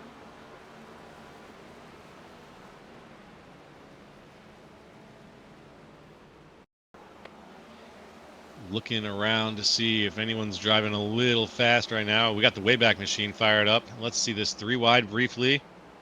There's the braking zone. Yeah, he's 52 machine slides up into 12 there just enough. Stun him up.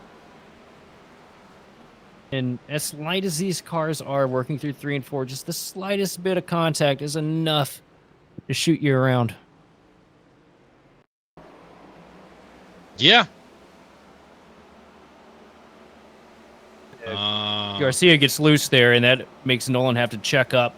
Once Nolan checks up, everybody else jumps at the opportunity to try and get an easy pass. Yeah. Opportunists. As everybody comes down pit road, and we've got just 42, 41 laps, something like that to go here, folks. We're going to take another little break here, stretch our legs, and when we come back, we'll have a little more racing here from Darlington, so don't go nowhere.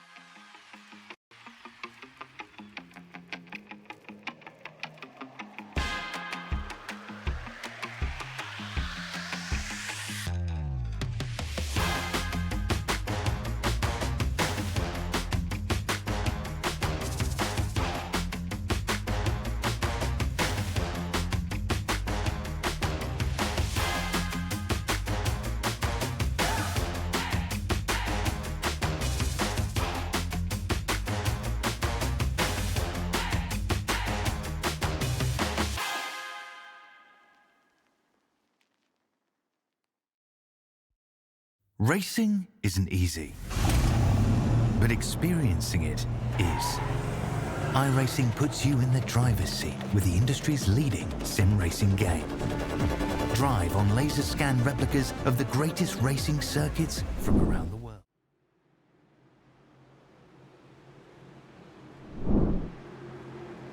Hello and welcome back to Darlington, the track too tough to tame here on Grid Vision's Wednesday night top split coverage. I'm Joe LaCastro, he's Sheldon Atkins, and that's Austin Derbyshire, and we are going to call hopefully what will be the rest of this race. If it can go green all the way, let's find out as we go green right now, and Derek Heitman leads things off right now here at Darlington. Yeah, with just 40 laps to go, we got a lot of contrarian strategies at play here. Derek Heitman up here at the front of the pack here on old tires again. And Derek has done such a masterful job here this race. But here comes Houghton to the inside in 3 and 4, trying to make a pass here for the lead. The 41 machine hasn't been up here all race long. Let's see what he can do here with a little bit of clean air. But Heitman going to hold strong here down the front straightaway, but they're going to be dead heat into turn 1. Houghton lifts, let that 76 machine work his way into the corner. And Derek Heitman for now with the advantage of the clean air and the lead. And I got to say, man, Heitman has ran such a terrific race for somebody that's been, who I think would be behind the 8 ball with the tire calls and the strategies he's been running. That 76 machine has been bad fast on old stuff. Yeah, old stuff is right. We got some guys here on those contrarian strategies. Heitman's still on buck 24 tires. Like, how long is that going to last him here with the rest of the race to go? We had 40 laps to go. That's not, with tires 20 laps older than everybody else's, 40 laps is too much to try to defend.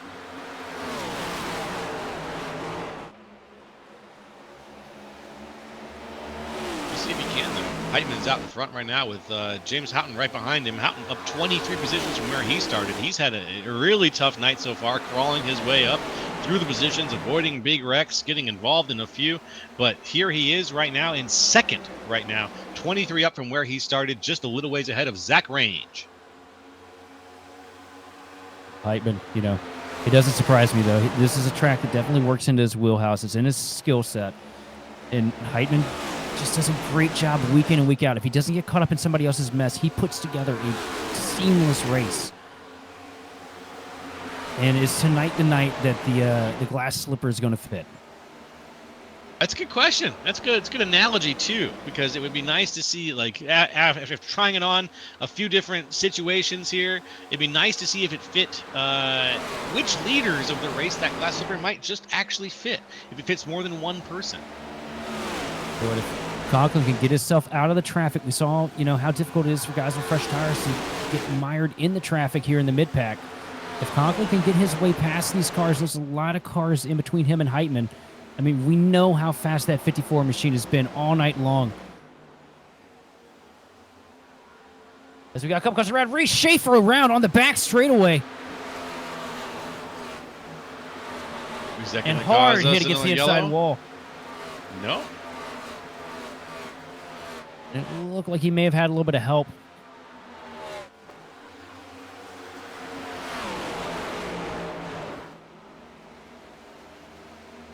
You look here through 1 and 2. Derek Heitman still trying to command a lead over Houghton as we got a caution out on the speedway.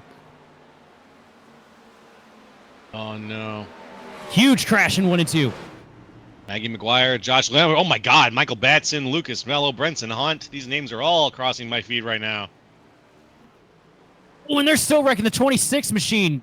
Just cruise missile into another crash. Oh, my God. Holy crap.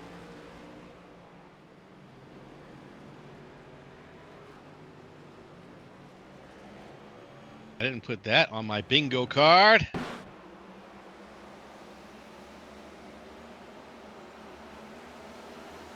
See what happened with Reese here.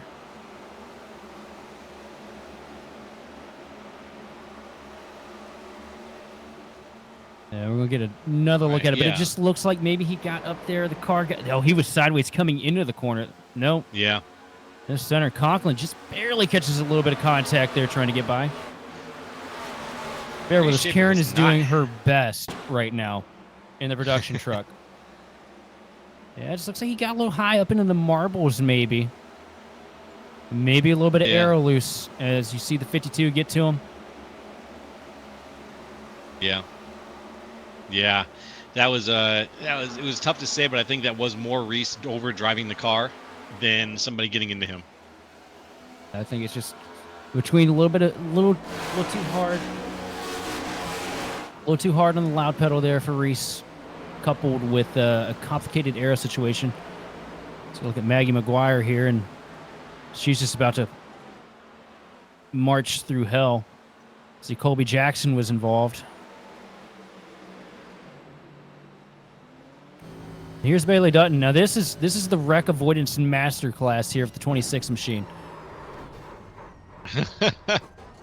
Caution was out about 30 minutes ago.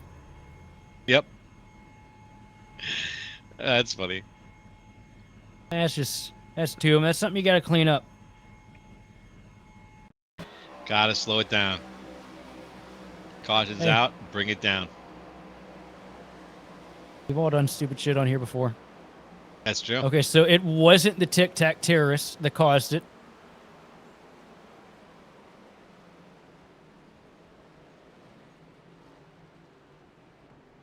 Okay. And it wasn't him there. We're looking around. We're doing our best to seek out who caused this one here.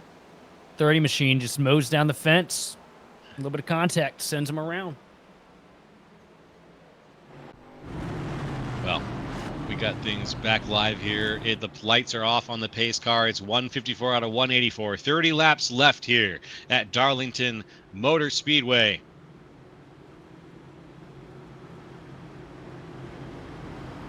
We'll be going green here in just a second, going down the back stretch right now into 3 and 4. Some tires getting warm there in the back. Everyone wants to be ready for this. We're going to see how far we can get with one more stint here. There goes the pace car coming around nice and slow. It's Derek Heitman and James Houghton right now, the 1 and 2, leading things off, looking for that white line where the green flag is going to wave. There it is. There it is. The green flag is waving, and we are off yet again here on Oh, and the outside line does not get a good start there. Houghton just did not get through the gears as clean as Heitman. Heitman gets a great jump on the field here that opens the door for Zach Range to slide up into second. I'm not sure where we are on tires right now. If we get that graphic on the screen here, it would be awesome. But Zach Range trying to hunt down, but another caution, another wreck in the pack. Guess who? That was Chris Wilhite. Let's go back and see what happened here. Number 7 looks like he overdrives it. It's him by himself. It looks like he just overdrives it here as we watched in the way back machine. Watch this. See right there, coming into the corner. Yeah, it just gets really loose, center to exit. And it's such an easy mistake to make here at Darlington. You know, in years past, you know, I think back to, you know, some of the guys that have been on here through all the different packages that we've gone through with this Cup car throughout the years. Now, the 550 car, you'd send it in flat on the board in a 1 and 2, ride it all the way up against the wall and cut off. You'd barely even have to get off the throttle.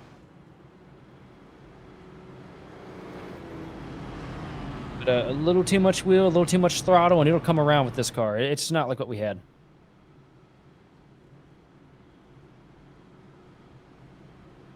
Right now, we're going to get checked up again here as everybody is getting in line with the old pace car. And we'll see how things go.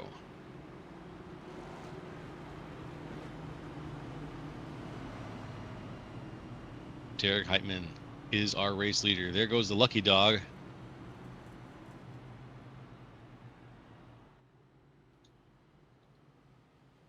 Who is the lucky dog right now? I don't think anybody in this field is lucky tonight. No. I mean, yeah, it's kind of a misnomer to call anyone the lucky dog this evening.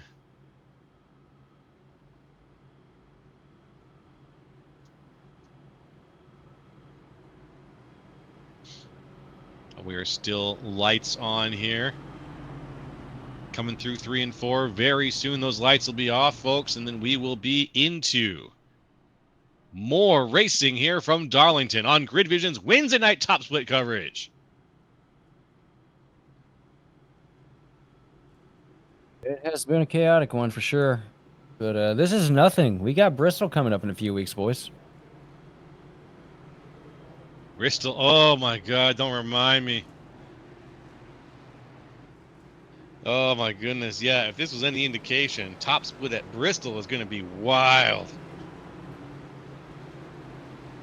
I do sometimes watch other people do commentary. From the chair across the room? From the chair across the room, I'm right next to Edstrom. You're right. We've got a... we got Jacob Klein in the chat talking about soaking. Classic. Classic. And the lights are off on the pace car. We're going to get things going again here. Lap 158. Looking for 184.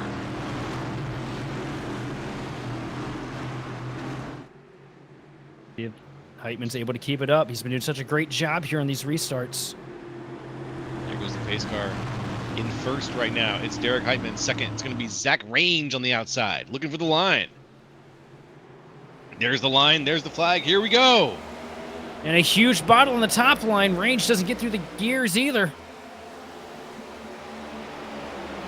That's going to leave everybody stacked up coming into turns 1 and 2. This could end up chaotically. Oh, it's the way it's been going all night, though. Let's see what happens. There's the chaos. Oh, and around. Huge crash on the back straightaway. Range hard into the inside wall as well as Baloo.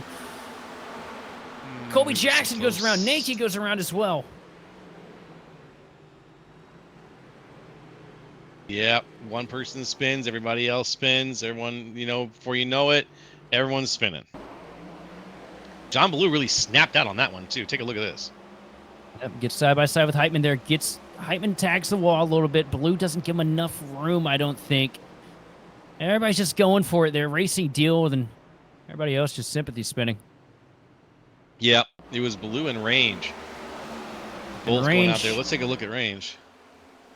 Wow. Range bounces off the wall hard and bounces off of the nose of Conklin there in the process.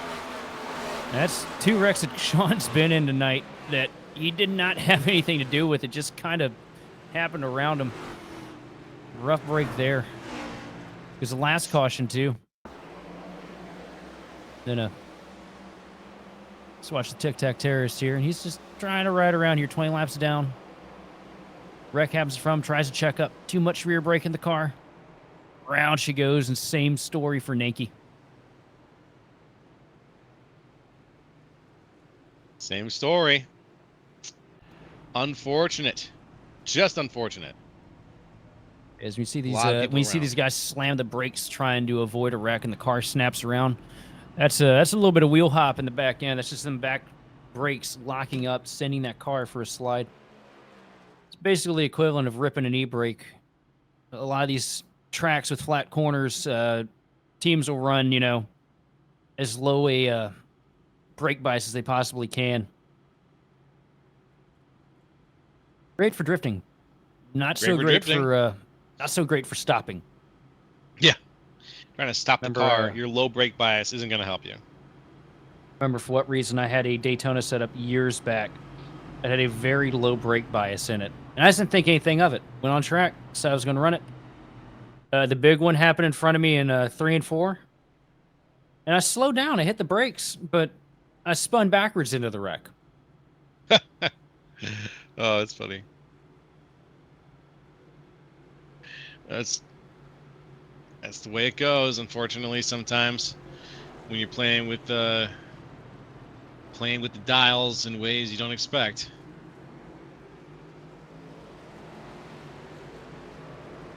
Also, some of our drivers wondering if they know the Muffin Man. The one who lives on Drury Lane, yes? I think the one who lives on Drury Lane.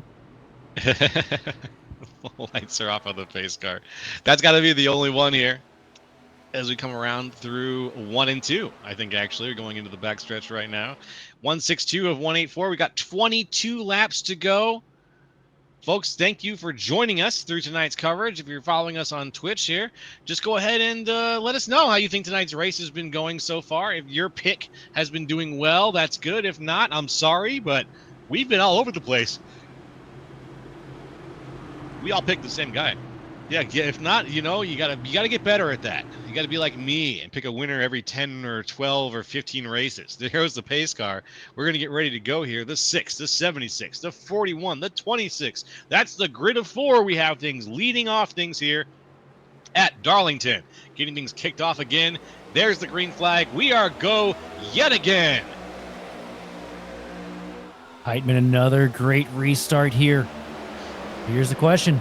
Conklin's worked his way up to 5th spot here. How long till he gets there? A little bit of contact that slide up the hill there. And up into the wall hard for Houghton as well as the 8 machine of Wembley.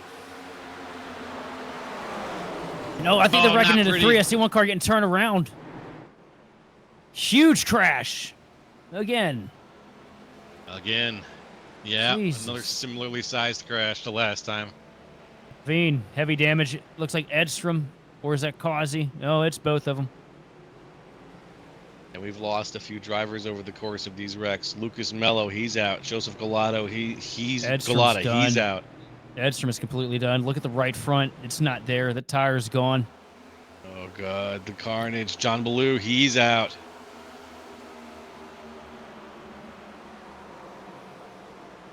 Causing a little bit of contact there with the 52 machine. Triggers the whole mess. Tries to fill a hole that he probably shouldn't have. And it's going in a shower of sparks here. And we're in a lot of these guys' dreams of getting the win here at Darlington. See Edstrom lifts there to avoid causing a mess and just gets slammed right into one. And Maggie McGuire hard contact, and Causey basically a ping pong ball here after that. Yeah. Yeah. Oh, man. A lot of good cars in that. A lot of them not seeing the end of tonight's race from where they want to see it.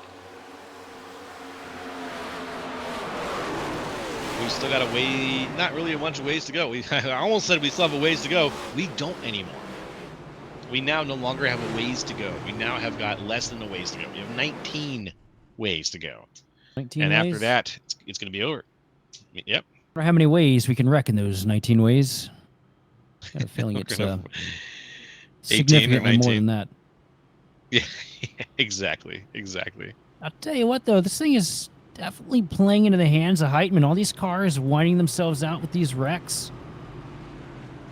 He's on these. Heitman. He's on this really old set of tires here, and if Conklin's able to pass him and he gets a quick yellow directly after, I think it could be viable for Heitman to come down pit road, throw on tires, throw caution to the wind and just send it.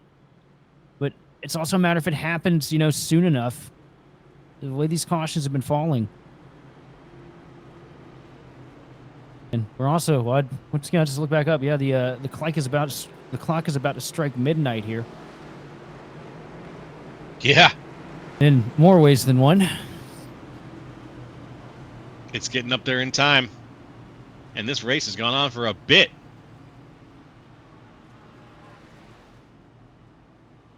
Lights are out in the pace car, though. You know what that means? It means we're one to go. One to green, I should say. One lap away from our next caution. Yep. Unfortunately, I'm in your camp right now, Bodie. That's what I'm feeling. I think these restarts are going to get sketchier and sketchier.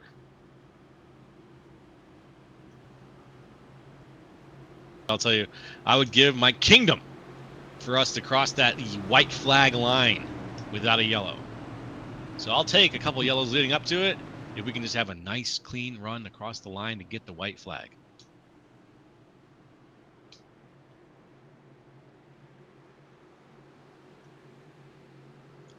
Racers are there. Pace car is off. We're ready to go. It's Heitman. It's Bitts out in front. There goes Heitman, the 76, leading things off. Bitts in the 6 on the outside. Heitman comes up to the top, covers the run from Noah Bitts. Against the wall here through 1 and 2. The fact that Heitman's been able to hold on this long has been a miracle on itself at the age of those tires. Good run down the Boeing backstretch into turn 3. Heitman with the advantage still. What lap did you say he came down for tires on again? Heitman, it was, double check, buck 24. Oh my goodness. He's on 61 lap old tires out here. Yeah. Yeah, the same situation for Sean Conklin as well, though. He was out. Actually, Conklin came down on at 142. Yeah, Conklin came down a little bit later, but currently the guy on the oldest tires in the race is Derek Heitman. What Heitman's putting on a master class here up at the front of the field. See Conklin right now sitting in 5th on fresher tires, trying to get some kind of an advantage here, but he's just mired, and these aren't easy cars in front of him to pass. At 41 machine of Houghton, he's going to make that car 3 lanes wide when it counts, and we're in that time frame. We're in the money window here. Hill also not going to be easy. As you see Hill taking a peek down to the inside of Bitts, and Bitts doing a great job. It's been a rough night for that cat in that 6K machine. And to get himself up into 2nd place in these closing laps, we see a huge slide job from Richard Garcia over Brendan Meal. And a bobble out of Garcia. Meal down to the bottom now on the back straightaway. Going to try and get the run to pull himself back past into turn number 3. A little bit of a hip check into 3. And Garcia with the momentum of the outside line, though, going to lean in, and they're going to be a dead heat here at the start-finish line. It's going to be a drag race down into 1. See, and across the line, Camille goes just a half a step behind Garcia. Camille's going to get back in line. Going to have to look for another place to attack, and he has to make that attack a lot more decisive next time. He's going to make the pass and then close the door. Here comes 1, Bitts. 2. Bitts down to the bottom into turn 3. If memory serves, this was our Daytona winner last week, wasn't it? I believe so. Noah Bitz trying to go back-to-back here in NIS is going to take away the lead from Derek Heitman with just a handful of laps remaining.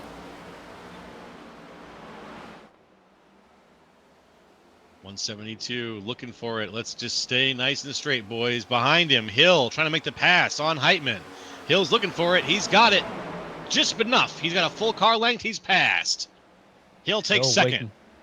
Hill waking up here as well when it counts. Start of this race went horribly for the 26 machine, but coming back to him now as we close in on the finish. Houghton dives onto the bottom of Heitman as well. The luck has worn off. The tires have absolutely gone off a cliff here for Heitman, but such a strong effort to try and keep it going. As we see an incident that happens with Levine, the 28 machine just slides up into the quarter as we got Will Height around in 1 and 2. Will Height's around. We are keeping things steady. Bitz out in front by about a half second. It's been a wild race for some of these guys. Bitz is up 12 from where he started. Hill is up 9. James Houghton behind them, he's up 22 from where he started. They've seen it all, folks. We've had a lot of wrecking tonight. There wouldn't be a wreck. I don't think that there's a wreck that someone has not yet been involved in. I don't know. I don't think there's anybody with 0 incident points, basically is what I'm saying at this point. I'll tell you what, for No Bits, if he's able to seal the deal and get the job done here tonight from Darlington, this would be a massive confidence boost for him. As we see the wreck that took Will Height there on the replay screen. But, you know, to win at Daytona, it's a great feeling to get a win, anywhere. But to win Daytona, you know, it feels like you got an asterisk next to your name because anybody can do it at Daytona as long as they know what they're doing for the most part. Here at Darlington, it's an entirely different story. You have to be perfect. You have to survive all the attrition, and we've seen a lot of that from the start of this thing. And then on top of that, you have to be fast, but you got to be just careful with those tires all the way around. Right now, just a handful of laps left in this thing. And No Bits out in front a second week, 2 weeks in a row here. As we see Houghton trying to put the pressure to Paul Hill. Paul Hill going to hold strong on the bottom line, though, as he tries to close in on the race leader, but it feels like Bitz is just ever so slightly out of reach for that 26 machine. And Houghton just holding on as best he possibly can to Hill. I think he's waiting to make his moment. But I think that maybe on the last lap before it potentially, we'll see Houghton try to make it that pass for second. Not gonna be an easy pass though. Hill not one to give up positions very easily in the closing stages. No, sir. Paul Hill, the number 26 car. King Slayer. With that great logo out there. Debt Slayer. King Debt Slayer, excuse me.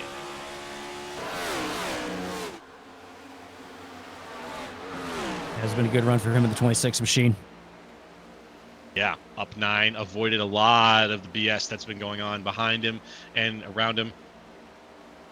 Got a little bit caught up. All right, we're going to keep going around here, folks. Lap 179 out of 184. Paul Hill tags the fence a little bit out of turn 4 here on the front straightaway. Doesn't hurt the momentum too much, though, as he's starting to close a little bit on Noah Bitz here up at the point. But can he do it? We've got 4 laps left in tonight's race. Can he close in that amount of time? What's the delta look like? What are things between the two of them? I'm not going to give you odds right now. I don't think it's close enough to call for Paul Hill, but I think that Noah Bitz has got the momentum to potentially take this all the way across the line as we go into 181 out of 184.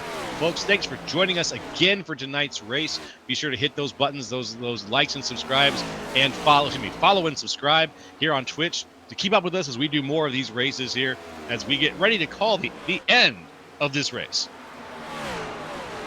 It has been such a great night here for Noah Bitz. And honestly, man, I'm just completely impressed with the performance. We haven't talked about Noah a whole lot throughout this season. One of those drivers that, we mentioned briefly in passing, but always ends up finding himself just not able to finish where he deserves to be. And here at Darlington, one of the most difficult drivers tracks on the circuit, this is going to be a huge one for him if he's able to just limp it around here 2 more laps with the advantage he has. Because slouches don't walk away with trophies from this speedway. That's right. I was trying to think of a great pun for that, but I couldn't really come up with one. Winners get dinners and slouches get couches. Sit on couches. And I have a chair that I sit in. Yeah, it's a very nice chair. It's padded leather. Padded leather. But out of 4 here, 1 lap to go here for Noah Bitz. He's going to be able to get it done. This is it. We made it to the white flag. Yes, sir. We made it to the white flag. This is it. Noah Bitz, Paul Hill, James Houghton, your 1, 2, 3. As we go through 1 and 2, we got the camera right here with Bitz looking back at the pack and saying bye-bye as he comes around through 3 and 4 now, getting ready to cross the line. Noah Bitz, ladies and gentlemen, going to win it all here at Darlington. The lady in black has picked her dance partner for the night, and it looks like it's going to be Noah Bitz going home with her. Noah Bitz, back-to-back, 2 weeks in a row, Daytona and Darlington. What a great drive for this cat to get up here to the front and get the job done. A race full of attrition, but everything fell into his hands. I'll tell you what, this is going to be a popular win throughout the A-Open group here, because I can't think of anybody that really has anything negative to say about Noah Bitz. Nah, nothing. Nothing but love, my friend. Love the double victory out of this car right here, I gotta say. It's a good look for Noah Bitz. I guarantee you he is shouting. Love it. Looking good. In a second here, folks, after we watch this guy burn it down at the line, we're going to give you those unofficial results from Darlington.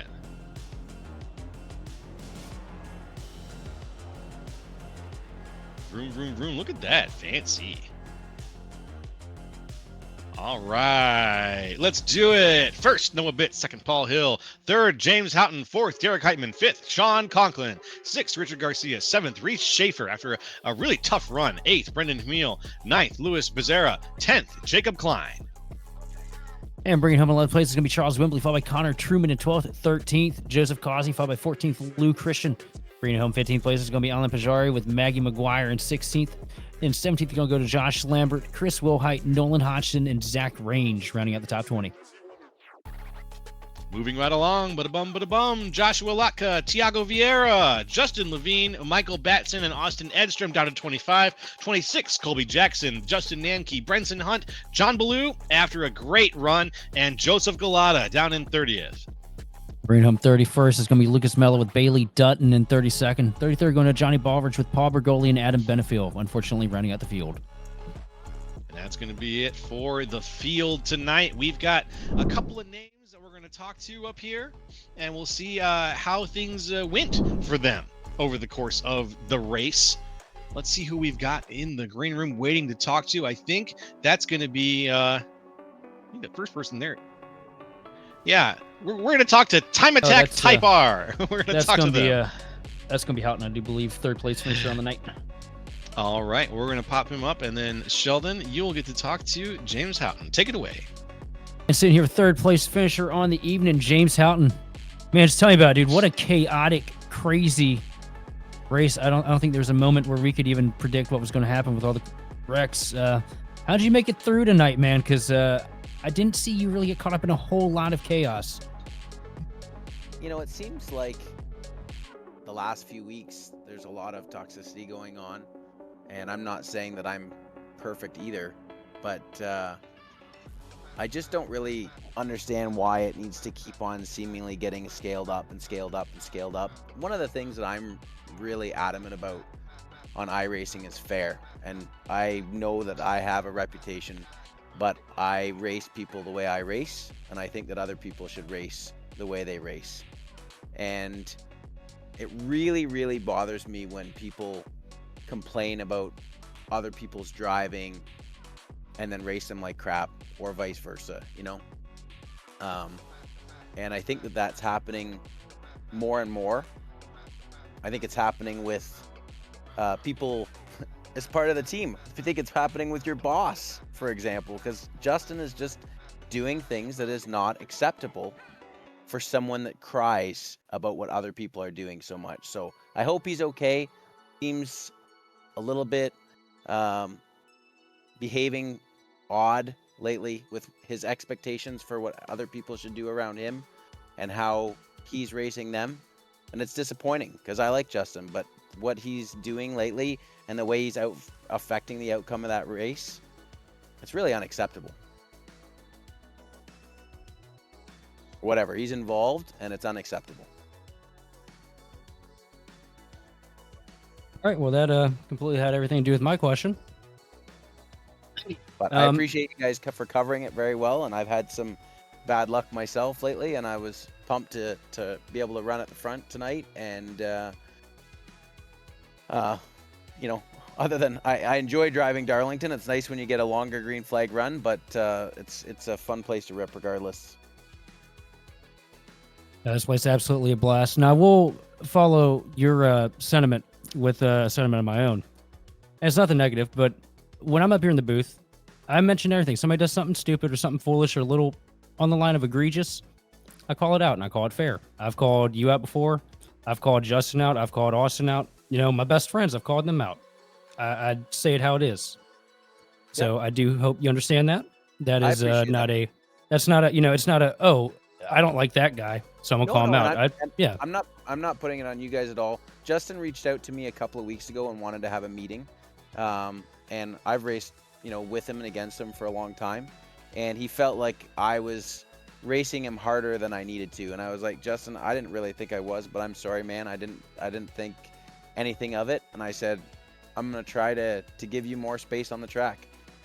I don't know what happened around that time, but since then, I swear that it seems like he wants to wreck every single car that he's near and then cry about it if someone races him hard. And I just think that he's a heck of a racer, extremely fast.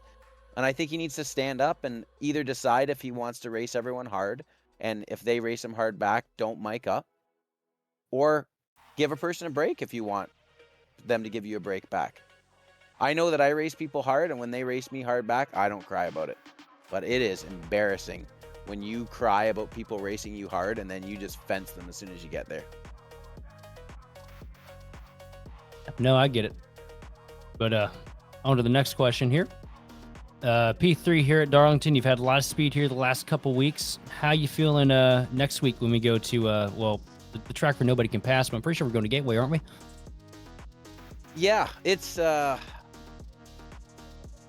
amazing how close. I'm not going to complain about iRacing's job of the package, but it's because it's amazing how close iRacing gets it to the real life package, and that current NASCAR shorter track package is not as good as I think what they were hoping for with this new next gen car. And I've always had success with the next gen car, but you can have success with something and not necessarily be happy with the way it is. And I hope that NASCAR keep on working on things, and I hope, you know, maybe some new tires for NASCAR that'll trickle down into maybe some new tire models for iRacing. And I hope that the racing on those sorts of tracks gets better, because I started iRacing in the Gen 6 era, and man, it felt like you could do some things at Gateway and some of these smaller tracks. And it feels like you get into that, you know, this week at Darlington, it seems like that 0.7, 0.8, and it's just kind of dead. You got to be catching that person in front 2.5 tenths a lap faster, and then maybe you can do something. But if you're a tenth a lap faster, you're going to get there into that 0.8 no man's land, and you've got to be really good if you're going to cut through that. The dirty air is definitely terrible. I fell prey to it a lot at Iowa and Richmond myself. But Moving on here to finish her out. Who all do you want to thank and shout out for the third place finish tonight? I want to thank me. All the hard work I've done over the years. Well, James, you have yourself a good night, man. Thanks for stepping up here into the booth with us, and looking forward to seeing what you have in store next week Gateway. I want to thank you guys for doing a great job. Thank you. I'm going to hand her on over to Joe LaCastro with second place finisher on the evening, Paul Hill. All right. Hey, Paul Hill, can you hear us? I can. Hey, welcome up into the booth, Paul. What a drive for you tonight. That was what a slobber knocker of a race. You ended up 9 positions up from where you started at 11th place there. You ended up in second, and just talk to us a little bit about how you experienced this, because we just talked to James Houghton. We have our own point of view, but I want to hear how one of the drivers experienced tonight's race. I saw it was a lot of stop and start, but did you have some hope toward the end of the race? What were you feeling toward the end of it? Let's focus on that. Honestly, man, this race kind of devolved really quickly near the end.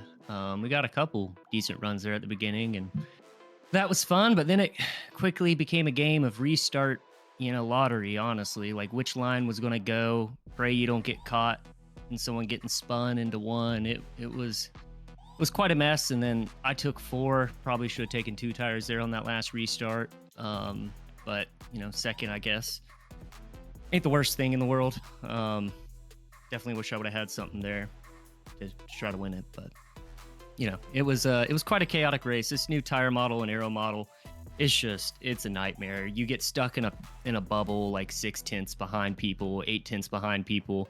You break into that bubble, and then you just overheat your front tires, and you fade back to that 6/8/10 mark, and it's just a constant battle. And you gotta hope that your setup's gonna hold on longer than theirs. And it's Darlington's quickly become one of my least favorite races when it used to be my favorite. So it's quite a bummer. No. I was about to ask how short tracks usually do it for you. Is this a situation when you bring your best strategy to the table and you think this is where I got my edge, or do short tracks usually leave you feeling a little bit, a little worried about going into them? No, I enjoy I really enjoy all the tracks, but I don't even know. Do we call Darlington? Is it technically a short track? Does it have a short track package? I don't really know where Darlington falls. It's its own beast, and I used to love it back when it was more so racing the track than it was racing the people around you. But with this aero model, entire model, I mean, it's an absolute nightmare. I got stuck behind Houghton before that string of cautions, and I got up to him, tried to make a pass. He fended me off fair and square, and then I could just never get back to him because I overheated my front tires. So it's a nightmare here now. Oh, that sucks. We saw a couple times that we saw you try to make a pass, didn't quite have the momentum, fell back a little bit. I see now I'm talking to you directly. I can see exactly what you're talking about with how the night went for you overall. But hey, you know what? You were able to eke out the silver medal, and that's really not that bad after all the meat grinding that went on tonight in this race. Silver medal is pretty darn good. Is there anybody you want to thank or shout out to for your performance? Yeah, I want to thank Joseph Galata. He builds the setups every week. Me and him, we work together, and CFM Performance is, the shop we work for. So I want to shout them out as well. We put in a lot of effort here. We tried to build something that could overcome that aero wash and aero push, but man, it's tough. Well, you did. I'd say that it was even tough enough. The two of you had some incredible stuff. Joseph obviously had a bit of a rougher race than you, but the two of you were really, really good tonight. So congratulations again to Paul Hill, and we'll see you at Gateway next time. Sounds good. All right, that's Paul Hill, everybody. Second place finisher. I'm going to pass things over back to Sheldon. Sheldon, I'm going to let you talk to Noah Bits this week. How about that? Absolutely. And sitting here, 2 weeks in a row, 2 big wins for Noah Bits. After what has been a season of a lot of ups and downs, man, how does it feel to get the job done here in the later stages of the season, as well as, look, this is Darlington, man. This isn't, people don't just show up and win here. You know that as well as I do. How's it feel, buddy? It's great to get back-to-back wins. The competition's really high, and man, I had both these places circled, Daytona and Darlington. Darlington especially, probably my best track. So I knew it was going to be a good night as long as I could just keep a clean race, even though it didn't necessarily happen. But it then ended up being a good night. Yeah, you had a couple stumbles here this evening. I remember an incident with you and Garcia earlier that could have potentially taken you out of it. I know a lot of people would have been pretty dejected after that, but how did you buckle down there and work your way through traffic and navigate yourself up to where you could win this thing? I just kept pushing. I knew that you just got to keep your head down and race the track, and as long as you can stay focused here, good things should come to you. Well, no. Do you think this trail of good fortune here is going to lead into Gateway next week? I hope so. I really haven't put a lot of laps in Gateway, to be honest. I remember when I first came on, I did a race there and I was all right. So we'll see. If I can get some practice laps in, who knows? Maybe I can squeak out another podium finish. With the big win here tonight and a huge head of steam and a lot of iRating to walk away with too, because these splits are no joke. What do you want to thank and shout out? Yeah, I just want to thank Reiko for giving me such a great set. I came into tonight and didn't put any practice laps in, didn't even try. And I don't know if it's aero model, tire model is different, and it was really different. It took a while to get used to it. Not a lot of grip, really hard to pass, and but it's the same old Darlington, so I knew we were going to be fast. No, thanks for stepping up here and talking to us. Try not to burn it down too hard tonight. Yeah, of course. Thanks for putting on the broadcast. I appreciate it. Absolutely no problem. I'm going to hand her on over to Joe LaCastro to bring us on out here for the evening. You got it, my friend. And what an evening it was. Oh, what a slobber knocker, as they might say. What an absolute beatdown. We did have some green flag racing, but we had a lot of yellows tonight. It was up and down. Sheldon, what is your takeaway from this evening? I got a couple takeaways this evening. First off, I mean, look, man, we all, as a service, need to do better. Darlington's a track where we should be getting long green flag runs. We should be running awesome. We're all of us that step behind the wheel of these things for each one of these races. We all need to do a little bit of work because it's starting to get to the point where it's ridiculous. Last year we had a lot of chaotic moments at certain tracks, and then most of the races we covered, we'd go green side from a self spin here or there. But here lately, it just feels, and Downton's Red as well, it feels like everybody's forgotten how the hell to drive around each other, man. Everybody's beating each other, shoving each other into the corner, punting, just trying to see who can be the last one standing. And it's honestly, it's starting to get embarrassing to be in the races, and it's damn sure getting embarrassing trying to cover it. So, I know that all these drivers here are capable of better. We'll see it tomorrow night in the OB Builders Cup Series. I know, guaranteed, that race is going to have at least one long green flag run around the 100-lap mark. And the fact that we can't get it done in NiS and we can't get it done in A-Open is honestly a disservice to the sim itself and all the hard work that goes into it, and a disservice to the drivers and the people that work their ass off on these setups. And the final takeaway, too, is don't be coming at me about thinking that I have bias towards anything, because I call everybody out the same. If Levine would have done something stupid and dumped somebody, I would have said the same shit. And we have plenty of times in the past, whether it be any of the guys that we're friends with, any of our co-commentators that race, or anybody. That's what we do. We try to throw a little bit of flame to try and make everybody a little more honest and a little bit better. And that's what we want to see. And, I end up in races and I screw up, I'll call myself an idiot. So, anyway, back to you, Joe, to lead us out. And thank you also, everybody, for tuning in and making this possible for us every week, too, because I have a blast up here in the booth. Yeah, my man. I think we always try to call it down the middle. We have our fun, but we always try to call it down the middle as best we possibly can here at Grid Vision.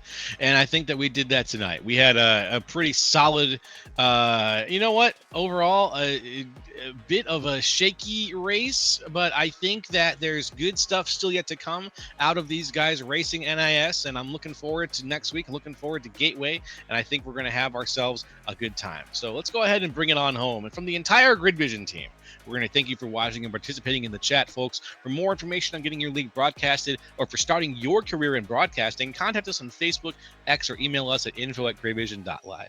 Congratulations again to Noah Bitts on winning tonight's race from Darlington. This has been Joe LaCastro, Sheldon Atkins, and our producer, Austin Derbyshire. And hey, we'll see you next time on The Grid.